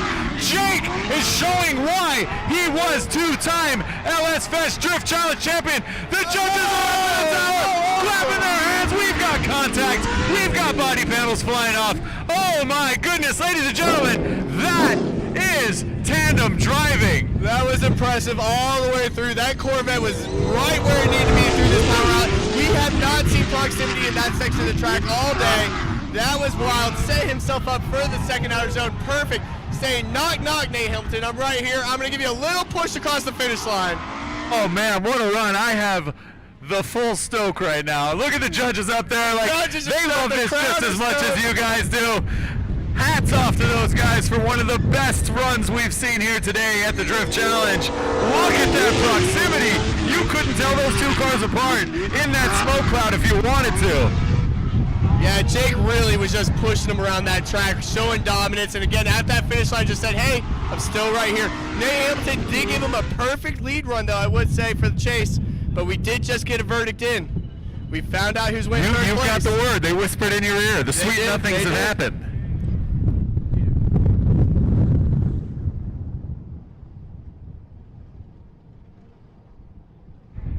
And ladies and gentlemen, your third place winner is going to be Jake Weiss in that borrowed Corvette. What a rags to riches story. Goes from blowing a motor to borrowing a car all the way up into third place. Give that man $1,000. Yep. He'll take a big check, please. So that's 3 podiums in 3 years here at LS Fest Texas. Well, that's Very impressive. 3 years of podiums, 2 first places, 1 third place. That man's made some bank. To pull through, though, and get a podium spot in a borrowed car that you just drove only this morning That's is magical. absurd. That's magical. It's a really hard thing to do. And these cars all have fixed bucket seats in them, and that bucket seat, come to find out, does Ain't not going fit him nowhere. at all. No. So it's great. I love to see it. Now we are officially, ladies and gentlemen, into our finals for the Drift Challenge here at LS Fest Texas. Man, this is going to be a crazy set of runs you guys are going to see. These 2 guys are total hotheads in the seat as well. They are very, very aggressive drivers. Neither one of them wants to go home. They both want that $4,000. Yeah, we're looking at them. They got the eye of the tiger down there at the end of the track on the start line. All right, I got to ask the fans. One more time. Talk to the This is people. the final battle here at Holley LS Talk Fest. to the people. Yep. Who has my boy Taylor Hull in that Monte Carlo Corvette? Make some noise for Taylor Hull. Doing it for Dale, baby! All right, and then we got our big gun guy, Caleb Quambeck, Pro BMXer, and now LS Fest Drift Challenge driver. What do you guys think about Caleb Quambeck? This half definitely more than that half. Okay, I'm with you guys They on this like one. a Monte Carlo. I don't know. They're both great drivers, but I think it's the Monte Carlo. That's It's a car to party with, I'll Yeah. tell you that much. But what we do know is this is going to be a fantastic battle. Both of these cars are absolute rockets. But here they come, Taylor Hull chucking it in. Caleb Quambeck on his stuff. Caleb Quambeck blasting through the smoke cloud. Taylor Hull all the way on the outside. Holy Washing out wide. Is he going to find the track? Yes, he does, but sacrifice a ton of proximity. Taylor Hull just coming through the finish. What a lead run. Wow, Oh, did you see my the angle of that goodness. initiation from Taylor Hull? It's insane how fast you were going on this racetrack at that initiation. Like I compared this to a quarter-mile hit. You have, say, a 700 horsepower car, and you're at the end of a quarter mile, and then you just pitch the car sideways. For all you drag racing guys, how many of you could imagine doing that? That's what's happening out here. That It's car makes gnarly. 5,000 horsepower. Don't try it at the drag strip, though. No, like, there's absolutely not. probably not a way to actually turn. We don't want you guys crashing into walls. It is a lot of fun, though. If you guys ever want to try it, let's go. We'll do it right here instead, where you got a little bit of runoff, not as many consequences, but yeah, it's drag racing with a prize at the end. And Taylor's no slouch either. He knows fast cars. He's also a late model driver. Just came off a late race last week.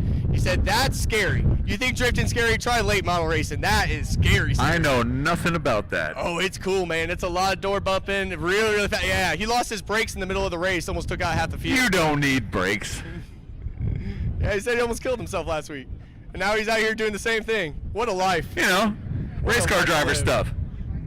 Caleb Quambeck, again, one of the better drivers out here. Obviously, he's up here in the finals. I cannot see what he does to put down this lead run. He's been putting down the coolest initiations, going far track left, putting all the way in the angle. rear end of the car, loading it up, and just hucking it. Hey, first see, turn. right across from us right now on the big track, one of them trucks with them wings on wings on wings. So That's a new thing. that's a new thing. Big wings on drag cars. Big wings on drag trucks. I heard it's a Cletus McFarland thing. They Is started it? picking up. I don't know. I don't know.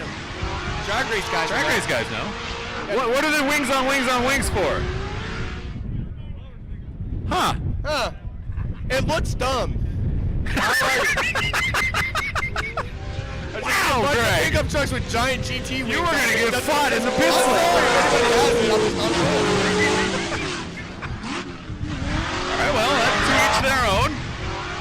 To each their own. I'm a wing guy. You can put wings on anything and it looks better. An S10 pickup truck? Sure. Okay. Why not? My kid would agree. Yep. Uh-huh.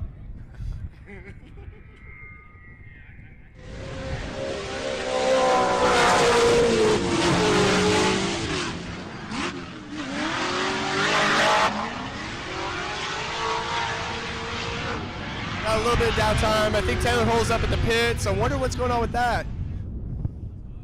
Called a 5 minute. Yeah, Taylor Hull calling his 5 minutes. They got to check something over on the car.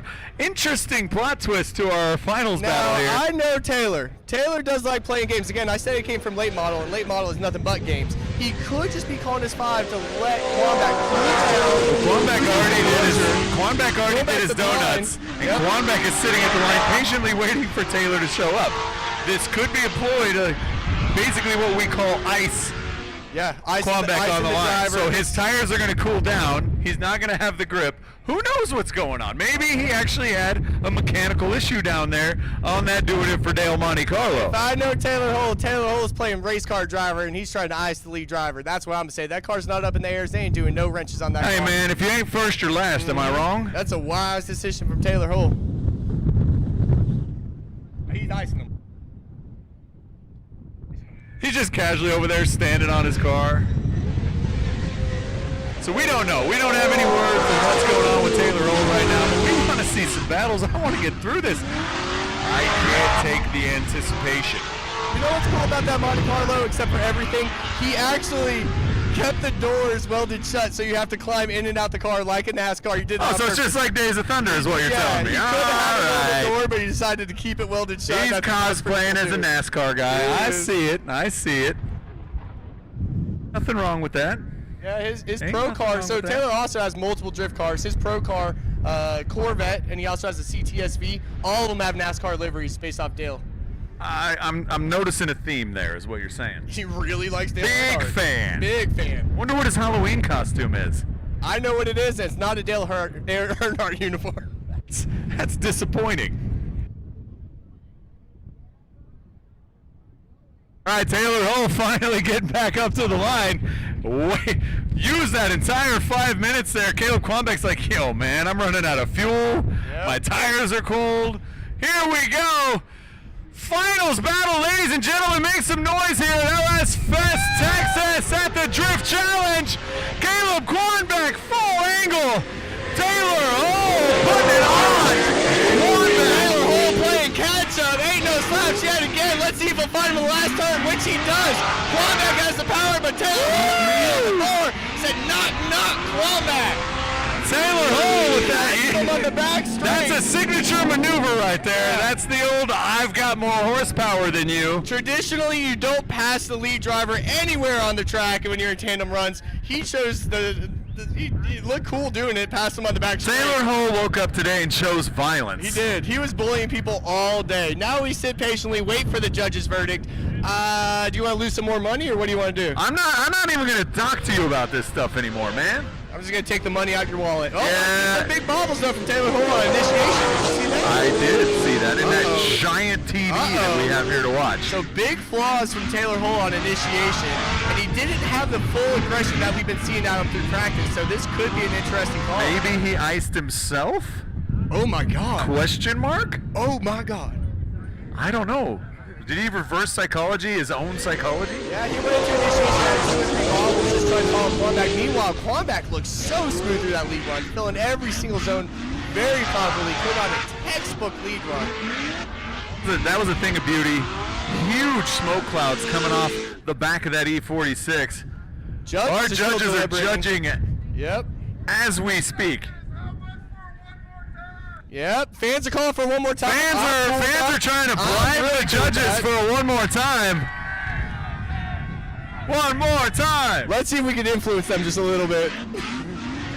I'll slip them a crisp $5 bill. You guys got some money on it? Yeah, we're not done with seeing drifting yet. No, we want to see a little bit more. Especially that battle. The judges are judging thusly. Off the world's biggest TV here at Texas Motor Speedway. I've said it a couple times. This is the world's biggest. Sphere claims that they have the biggest TV, but that's a ball. Anybody have ball TVs at home? Yeah, ball ain't a TV, just like booze ain't food. Yep. Taylor had fresh tires. That means we just got somebody just yelled that at me.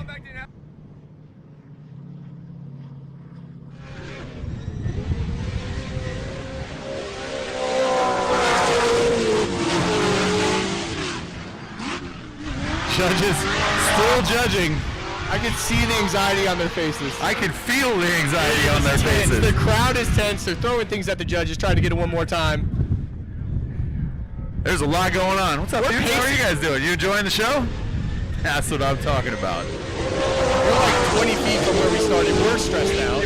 We're pacing now. If I had a cigarette, I would be smoking it, just walking back and forth. I don't know what to do. I don't want to smoke in front of the spectators, so I'm just eating the cigarettes. Tasty. Just straight up stomach cancer. All right, we're hanging out once again. Texas Motor Speedway, LS Fest Texas. We're doing it big, like that TV that's definitely not a sphere. Doing it, I'm also doing it for Dale. Yeah, as it were. Thank God I'm not a judge. Yeah, they I got would just a yell one more time. They're moving. By the There's movement. We got movement, ladies and gentlemen. Uh-oh. Oh, I know what that means. Oh, boy, asking you shall receive. Let's go, yo! Ladies and gentlemen, we got one more time. We're going to see Taylor Hall and Caleb Quanbeck going at it again. That's sick. I think that's a proper call. I too. think that's a proper call. Mistakes were made. So they're doing it. Mistake versus mistake. They weighed them, and they weighed exactly the same. So we're going to be out here doing it again. And I couldn't be happier. I want to hang out. I want to watch more drifting. That's the point. So the judges said they saw mistake for mistake, but I know what actually happened is the crowd was chanting and wanting it one more time. You guys, what you guys wanted. You guys manifested this into existence. Holy smokes. That is the wrong way. That dude's ripping. See? He could have drifted that whole bank, and that would have been sick, right? He's got the power. So we're going one more time. We're excited as you are. Again, here at Holley LS Fest, you're going to see the action come down here after we award the podium ceremony, but make yourself over to the Burnout Wars in the far corner over there, brought to you by Hoonigan. That's going to be a show as well. I'm going to be over there. I can't wait to see that. But we are going to bring all three of our drivers out here, kind of in front of wherever the camera is, right here. So we're going to do our awards ceremony right after this battle, as long as it's not another one more time. Now, both of these drivers have chips on their shoulders. They're like, why? What's going on? What happened? They don't know that the crowd's chanting one more time. They didn't know that you guys manifested this into existence. The crowd wants to see more carnage. That's really what it is. They saw the BMW go up in the air, and they want to see that again. I agree with that wholeheartedly. Yep. So, yeah, we're going to get to see these guys battle again. I'm stoked for it. I hope you guys are stoked for it. This is going to be the last bit of drifting at the Drift Challenge here at LS Fest Texas. So we're going to make it a good one for you guys, but there's still plenty of other stuff to do, plenty of other people to see, sponsors, vendors, events. We got more drag racing. We got more Burnout Wars. We got a lot of stuff to do, but we absolutely loved hanging out with you guys all day here for the Drift Challenge. Yeah, Taylor's sitting in his car. He knows he wants to come home with that $4,000 as well. So he is really going to put it all over Quanbeck. Quanbeck, at the same time, he needs to buy a new gun that's about $4,000. He needs to buy a new gun. Yeah, he's sponsored. I don't think he needs to buy a new gun. That's his main sponsor. Say what you want, man. He likes guns. He's got a lot of them. That is pretty fantastic. We got some, we got a little bit of time. We're hanging out. Again, they're just going to throw on fresh rear tires. No real adjustments going into those cars. No reason for any adjustments. They're just trying to get their mindset right. I think Taylor Hull messed up by icing himself. I did see that. A little windy out here. We got a small breeze. How you guys feeling up there in the judges tower? You guys still good? Dustin, you good? Is it windy up there? You guys safe? You guys are 100 feet in the air. Like a day at the beach. We love you guys. Round of applause for our judges. They've had the hardest job all day long. Not only that, but they don't have any shade either. We're all in this together. We're all getting sunburned, and it's a beautiful thing. I'm sweating in anticipation. It's all those cigarettes you ate, dude. I know Taylor, and I know Quanbeck, and I know that they're not going to leave anything on the table. This is going to be very, very impressive. You thought they went hard the first time. This time, they're going for I'm here for it. We're either going to see glorious mistake like that 720 off, or it is going to be the best tandem driving you guys have seen to date. Drifting is known for checkers and wreckers. That's absolutely sure.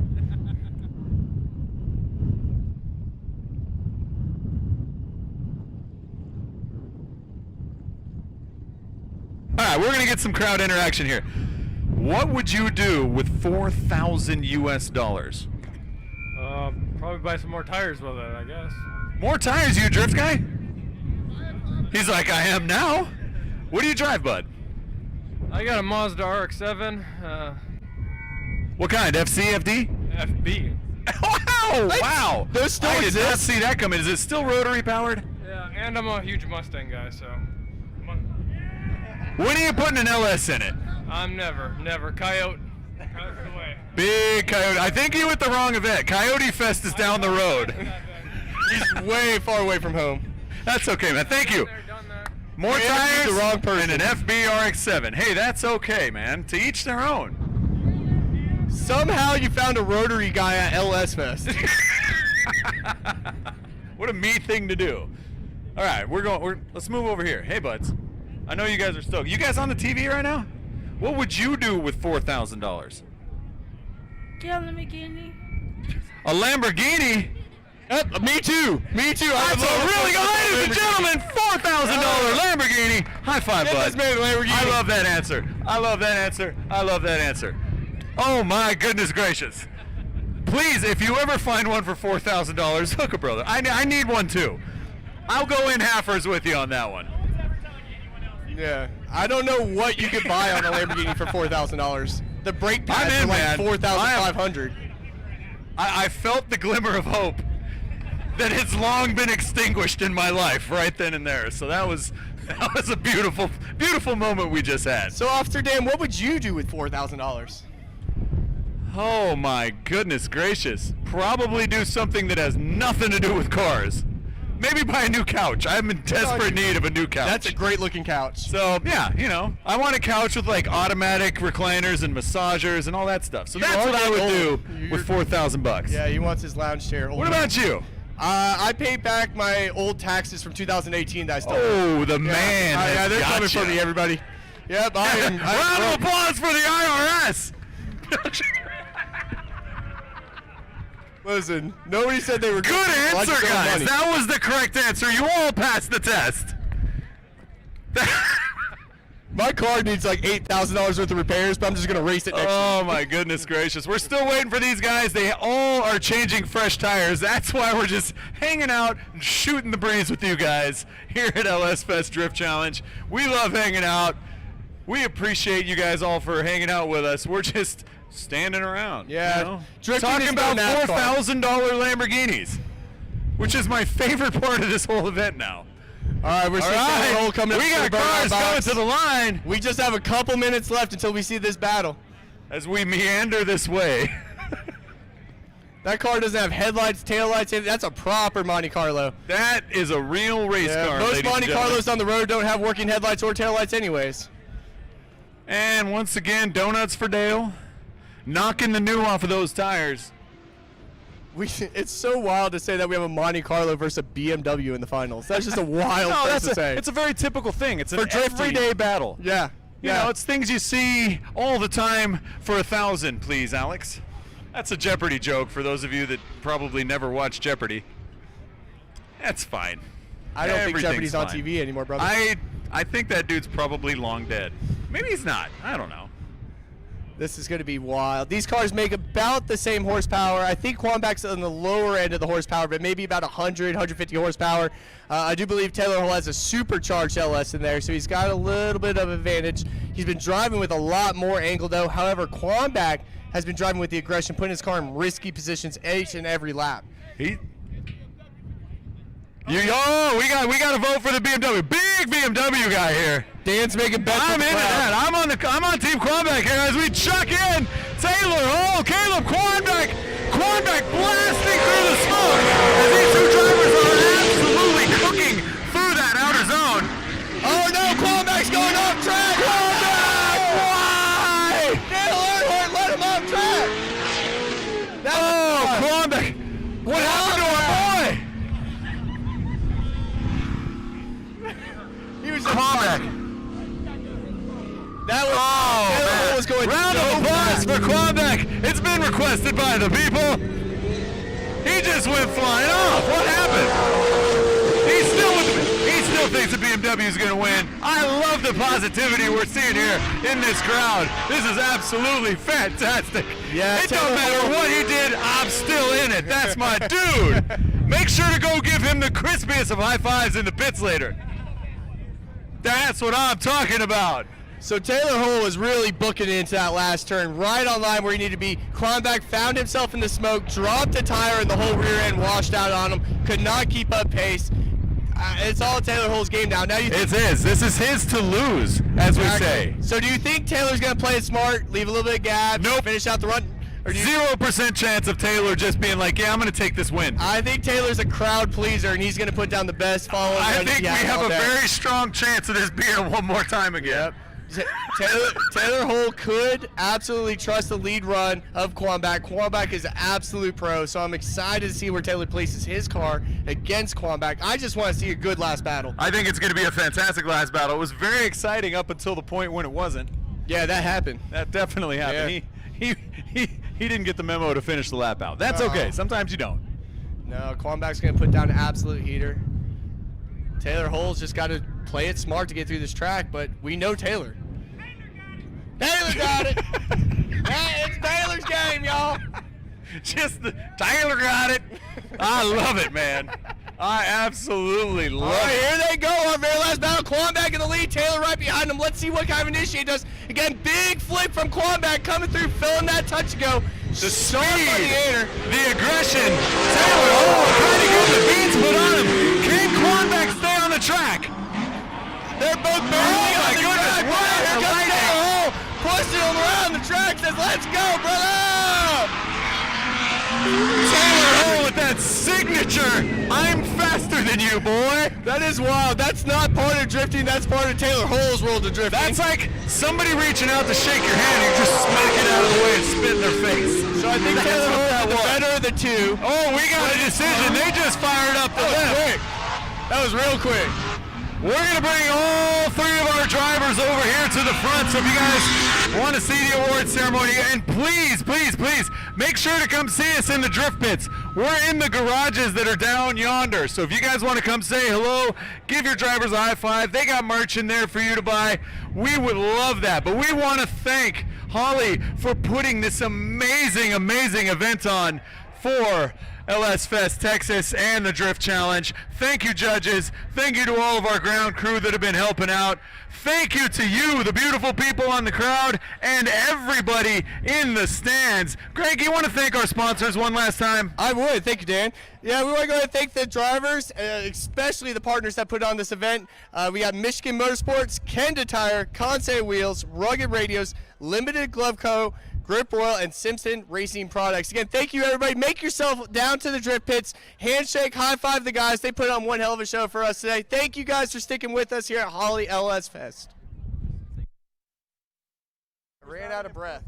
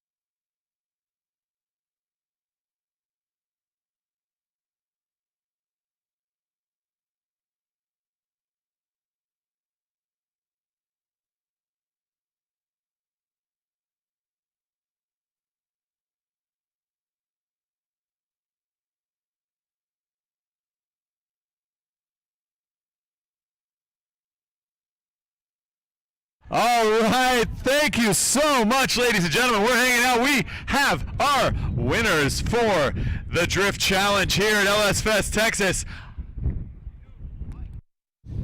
Beautiful competition from these fellas out here. I love to see these cars. Man, that was one heck of a show you guys put on. Again, for our third place winner, we have Jake Weiss and that beautiful baller Corvette. Third place, a well-fought battle in a borrowed car, ladies and gentlemen.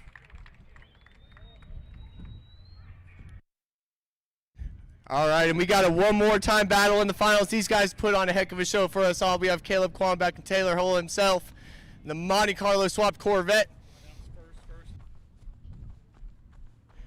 And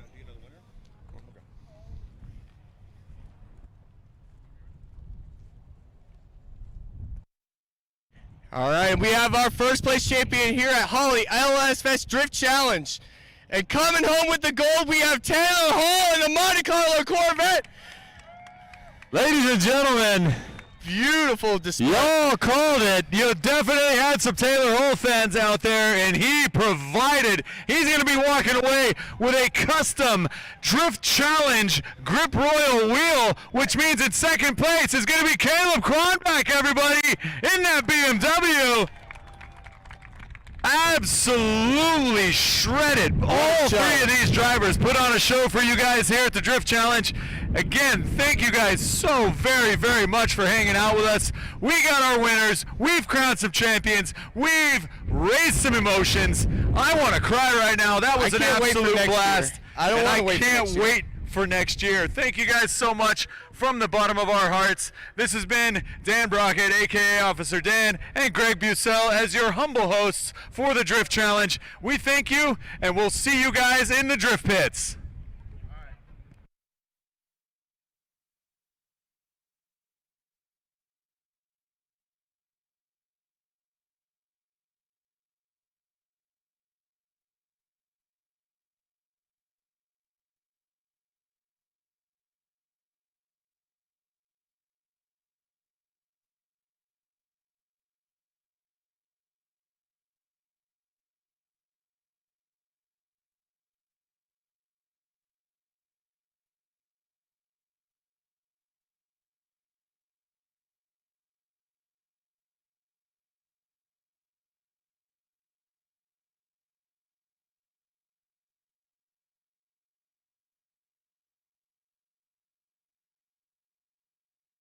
Or dual fuel injectors for either the low ram or the ultra low ram versions. This opens up the door to high volume fuel demands such as methanol combinations and even flexible fuel strategies. Ultra low ram plenum tops can also be optioned out with or without a burst panel flange. A billet aluminum burst panel exit duct is also available. And finally, you can choose between satin or black matte powder coat finishes. If you're looking for maximum power in a small package, look no further than Holley's low ram manifolds. Build your induction setup at holley.com.